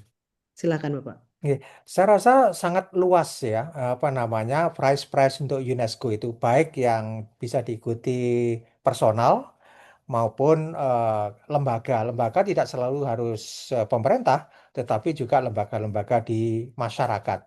Eh, Tinggal nanti menunya yang mau dipilih apa gitu ya. Jadi, tapi sekali lagi ini terbuka luas gitu ya, baik yang bersifat personal maupun kelembagaan. Tinggal nanti dipilih dari sisi pendidikan gitu, yang mana yang mau di apa namanya pilih gitu. Uh, Mungkin list saya tadi atau bahan paparan tadi kan bisa di-share ya, Bu Sasi ya. Gitu. Di samping itu juga bisa diakses melalui laman UNESCO-nya gitu. Jadi monggo saja Pak Agus Salim, eh, guru misalnya aja di apa namanya ada penghargaan guru teladan dunia juga ada gitu. Dan itu yang di Qatar ya, di Dubai sorry. Iya, ini di kolom chat ada daftar hadir. Mungkin Bapak Ibu kalau apa namanya bisa meninggalkan atau mengisi daftar hadir supaya untuk komunikasi selanjutnya ya. Kalau misalnya kita ada info-info Hmm. atau misalnya sebaliknya juga kalau misalnya mau kontak kami tadi sudah dijelaskan bahwa kontak person utamanya di Jakarta ada KNIU, di Paris ada KWRI dan juga di Jakarta juga ada kantor UNESCO Jakarta ya. Itu poin-poin yang bisa dihubungi terkait UNESCO. Nah, ini pertanyaan terakhir mungkin ya. Kami persilahkan Ibu Lia dari JMI Medan. Baik, terima kasih Bu Sasi, Bonjour, Bapak Ibu. Saya Lia dari Yayasan Jayama Mentoring Internasional di Medan. Fokus kami adalah nge-mentor anak-anak SMA, Bapak Ibu, 14 tahun sampai 17 tahun untuk mendapatkan beasiswa kuliah ke Prancis. Sudah berdiri sejak 2023. Dan dalam program kami ini setiap batch-nya kita akan membawa anak-anak untuk immersion 1 bulan, tepatnya di Normandie, di Paris, dan juga di Swiss. Nah, jadi tadi memang sangat bermanfaat sekali webinarnya, Bu Sasi. Satu hal yang ingin kami tanyakan adalah, mumpung kami ke Paris, Bapak Ibu dari UNESCO, apakah boleh kiranya kami dengan anak-anak mentoring kami berkunjung atau sekedar mendapatkan wejangan dari UNESCO di Parisnya? Nanti kami ke sana sekitar September Oktober, Bapak Ibu, dan kemanakah kami harus mengontak untuk kunjungan tersebut? Sadar itu aja, Bu Sasi. Terima kasih. Mungkin langsung sama yang akan kasih izin, Nah, Pak Sat. Iya. silakan Bu Lia, bisa ke email. Nanti kita ketik email di chat grup, langsung saja kapan kiranya. Cuman kira-kira kalau bisa dipastikan Oktobernya kapan begitu, karena Oktober akan ada momen executive board meeting dari tanggal 5 sampai tanggal 20, itu mungkin waktunya akan terbatas. Siap, Pak. Kami akan fokus ke meeting 5 sampai 20 Oktober. Jadi sebelum itu mungkin akan lebih bisa begitu ya. 5-20 Oktober bisa, tapi mungkin itu tadi akan sangat terbatas pilihannya karena kami fokus ke sidang begitu ya. Dan mungkin akan ada delegasi juga yang harus kami serve gitu, harus kami fasilitasi. Sehingga kalau misalnya bisa dibuat sebelum tanggal 5 Oktober lebih great. Silakan dikirimkan ke email. Mbak Sasi mungkin bisa diketik ya, saya lupa emailnya. Di email kemudian kita akan respon karena kan memang harus ada izin masuk ke Siap, Pak. headquarters UNESCO ya. Di UNESCO di Indonesia juga ada alokasi khusus gitu. Kita punya yang namanya Jalan Nusantara, tempat koleksi kebudayaan Indonesia yang terpampang di sana. Ada miniatur Borobudur, miniatur fosil dan segala macam yang hanya Indonesia yang punya dari sekian banyak negara anggota UNESCO. Jadi mungkin bisa kita temui di sana. Semoga 60 orang masih Sabtu. 60 orang Bu ya? Biasanya kami hanya kalau yang ke Prancis, Pak, 10 sampai 20, Pak, yang kita Oh bawa. ya. Yang kita bina memang banyak, tapi kita seleksi yang ke Prancisnya, Pak. Nah, kalau 60 orang saya deg-degan malah. Boleh nggak pas 60 orang? Kalau kalau less than itu sangat bisa. Sebelum 20 orang masih Baik, bisa. Pak. Tapi kalau 60 orang justru kami yang deg-degan dulu. Saya tanya dulu boleh apa nggak 60 orang bisa masuk sekaligus gitu. Tapi kalau less than itu sangat bisa. Sangat bisa. Siap, Pak. Siap. Silakan Bu lihat nanti kontak lewat email yang sudah disampaikan oleh Bu Sasi di kolom chat. Baik. Terima kasih, Pak Satria. Itu aja dari saya, Pak. Thank you, Pak. Tambahan dari panitia pusat webinar ini, kalaupun Amerika Rusia tidak masalah, silakan dituliskan saja karena memang persoalan banner, link banner saja, jadi bisa langsung diisi di absen itu. Terima kasih Ya. Bu Sasi. Siap. Baik, terima kasih untuk Ibu Lia. Ditunggu kehadirannya di UNESCO. Nanti kita keliling-keliling lihat Jalan Nusantara sama ada ini Pak, batik apa namanya, donasi dari Indonesia, Wastra Nusantara juga ada di UNESCO. Kami nantikan kehadirannya. Ya, Bapak Ibu, ini waktu menunjukkan sudah pukul 12.58 waktu Paris atau di Indonesia berarti sudah jam 6 sore. sudah sore ya. 6 Sudah sore. gelap. Siap. Izin kalau boleh kami Ya, akhiri webinar makasih. pada hari ini, dan tentunya ini harapannya bisa menjadi tidak berakhir hanya di webinar ini, justru sebaliknya dapat membuka komunikasi lebih lanjut antara pihak-pihak atau vokal point terkait UNESCO baik di Indonesia maupun di Paris, dan terutama niatnya, semangatnya adalah bagaimana kita bisa memperoleh manfaat sebesar-besarnya dari keanggotaan kita di UNESCO. Mungkin itu dari kami. Mungkin untuk penutup Pak Satria atau Pak Ananto bisa memberikan sepatah dua patah kata sebelum kami tutup. Ya. Yang jauh dulu aja, Pak Nanto. Ya, saya hanya mengeko tadi sampaikan Bu Sasi ya, jadikan pertemuan ini sebagai connecting the dot gitu ya, bahwa untuk ke UNESCO perlu kebersamaan di antara kita gitu ya, tidak bisa berjuang sendiri-sendiri, sehingga kalau bisa dijadikan ini sebagai semacam core gitu ya.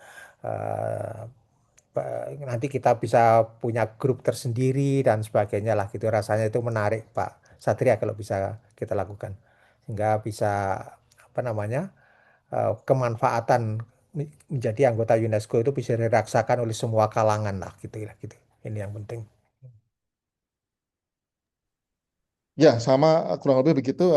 Sebetulnya sudah ada grup yang terbentuk dari webinar ini, bisa kita tambahkan. Tapi kalau ternyata limitnya sudah mencapai, kan sudah 1.000 orang lebih, Ya. kita akan coba buka. Tadi ada akses media sosial, sudah disampaikan oleh Bu Sasi, bisa melalui akses media sosialnya KNU dan kami di UNESCO. Kita tuh duit tunggal, Bapak Ibu. Cuman beda negara saja dan beda waktu gitu. Jadi dan beda nasib gitu Pak ya. Jadi tujuannya sama sebetulnya. Jadi tadi kata Bu Sasi juga bahwa kami juga tidak akan bergerak tanpa ada mandat dari Pak Ananto. Jadi Pak Ananto itu big boss kami sebetulnya gitu. Pak Ananto kata apa, saya sudah siap salah gitu, siap jalan. Jadi itu kita kita sepakat sama-sama, dan jangan bosan-bosan juga kalau kami hujani dengan WhatsApp pesan gitu, bukan WhatsApp apa pesan berantai, tapi lebih kepada informasi karena zaman sekarang semua harus disodorin Bu ya. Kalau disuruh ngecek website nanti bingung. Jadi kita sodorin langsung dengan informasinya apa, linknya apa, tata caranya bagaimana. Juga di media sosial sudah detail kita sampaikan sehingga harapannya adalah mimpi kami sederhana Bapak Ibu. Dari ini kasus bukan kasus sih, informasi kemarin tahun lalu saja tuh dana IPDC begitu ya. Grant begitu yang apply dari Cina 80 peserta, yang apply dari Indonesia 2. Dari yang apply saja sudah jomplang gitu. Ini saya takut, padahal kita juga negara besar gitu ya. Ya, kenapa tidak ada yang lebih baik? Mungkin karena informasi belum sampai. Nah, mimpi sederhana kami adalah suatu saat mungkin yang apply ke Indonesia itu ratusan. Mungkin kita mulai dengan belasan dulu. Dengan belasan dulu, tahun depannya puluhan dan satu saat nanti ratusan.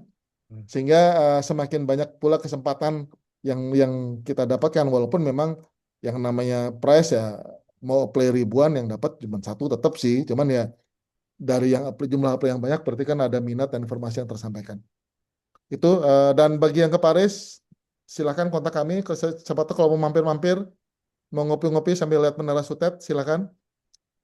Karena kebetulan kafe Indonesia itu strategis, jadi bisa langsung lihat Menara Sutet, tidak perlu pesan restoran yang mahal gitu ya. Nanti ada Mbak Sasi yang bisa nemenin juga. Sampai itu terima kasih Bapak Ibu atas kehadirannya di sini. Terima kasih Mbak Sasi. Ya, siap. Terima kasih sekali lagi untuk Pak Ananto dan Pak Satria, dan terutama untuk Bapak Ibu peserta atas kehadiran dan partisipasinya, diskusinya, dan juga untuk panitia ya, Ibu Yuli ya dari Adikbud KBRI Canberra, kami juga menyampaikan terima kasih atas fasilitasi dan pengaturannya.